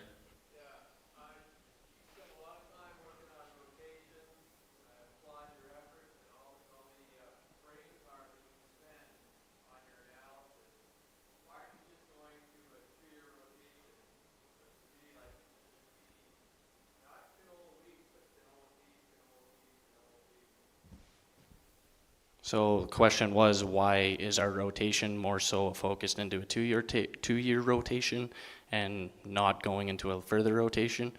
To answer that, we are more so going into more than 2-year rotations, maybe not on every single field, every single year.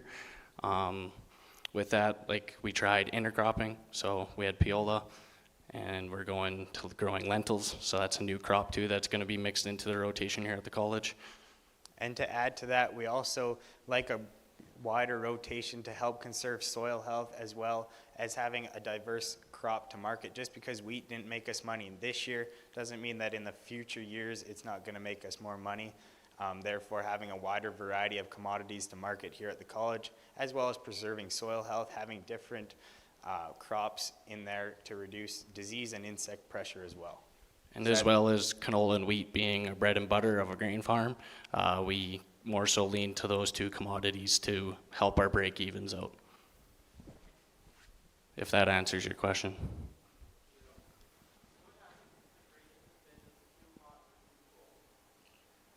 So the question was, what happens if the grain gets too hot or gets heated or is too cold? So if the grain gets too hot or doesn't cool down fast enough with the temperature, it actually heats and spoils and becomes rotten, and then you can have troubles marketing that grain through different grain buyers because they don't want to buy your heated grain that's spoiled. Does that answer your question? The only aspect of it being too cold could affect germination of the seed next year, but it's not really a big concern that Western Canadian farmers face.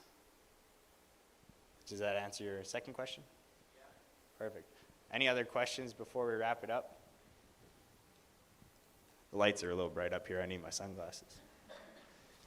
All right, well, we're going to run through a couple thank you slides here, and then we'll invite Tracy up to give some closing remarks. Thanks, Ty. So I'd like to thank New Holland, huge thank you to New Holland for making this possible. Us students wouldn't have the opportunity to do what we do here at the college without you guys, so huge thank you. I'd also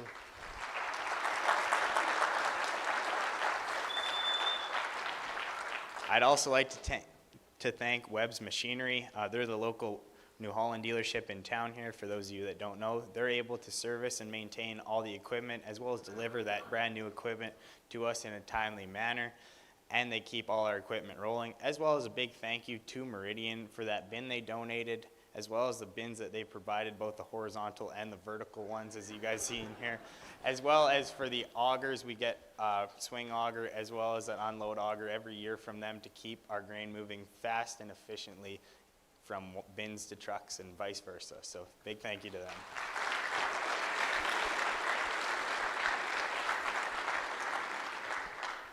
And also, I'd just like to give another huge thank you to all of the people, faculty advisors, and others that do a lot of behind-the-scenes work that not every student really knows about here at the college. So thank you to everyone who was involved with our class's success this year. Big round of applause for all of you. Especially for the advisors and the teachers that help get us through. They keep us between the lines. They let us hit the rumble strips, but don't let us hit the ditch. So that's just a quick insight. Now I'd like to invite Tracy Quinton up to the stage to give a quick closing remark before we let you guys all get out of here.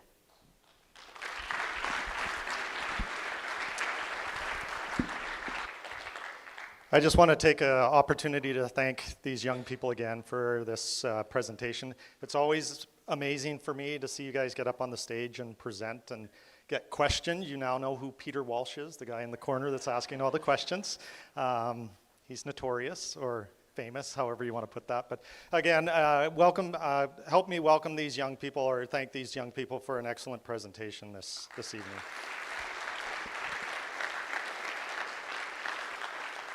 I'd be remiss if I didn't thank the faculty as well. I see the time and energy and effort that they put into investing in this SMF concept, and they're really what is the wheels that make this thing go around. So I just want to thank them for their efforts and their energy that they bring to this and their excitement. And so we'll give them a warm round of applause for that. And then last but not least, just so I can get you guys out of here, and I know it's a Friday and you're not anxious to stay in a theater, is I want to thank the senior leadership team at the college. This is a concept, and I say this every year, and I'm amazed. I get an opportunity to travel around, and I get lots of questions about student-managed farm and how it works, and it's amazing the support that we get from our senior leadership to allow all of you that opportunity to hit the rumble strips sometimes, but stay out of the ditch. It's a great way to educate young people. I think I see parents that are super proud of their sons and daughters down here.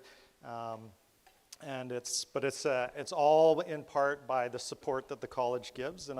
So I want to take an opportunity to thank the senior leadership team that allows us and our school to be able to do these things and excel in the agricultural education world. So thank you. With that, I'm going to close. I know there's probably some pictures that need to happen, so second years don't run off at this point. I know somebody's going to want to have some pictures here. And thanks again for all those that have come, the parents, the industry. We appreciate the support and guidance that you have given these students.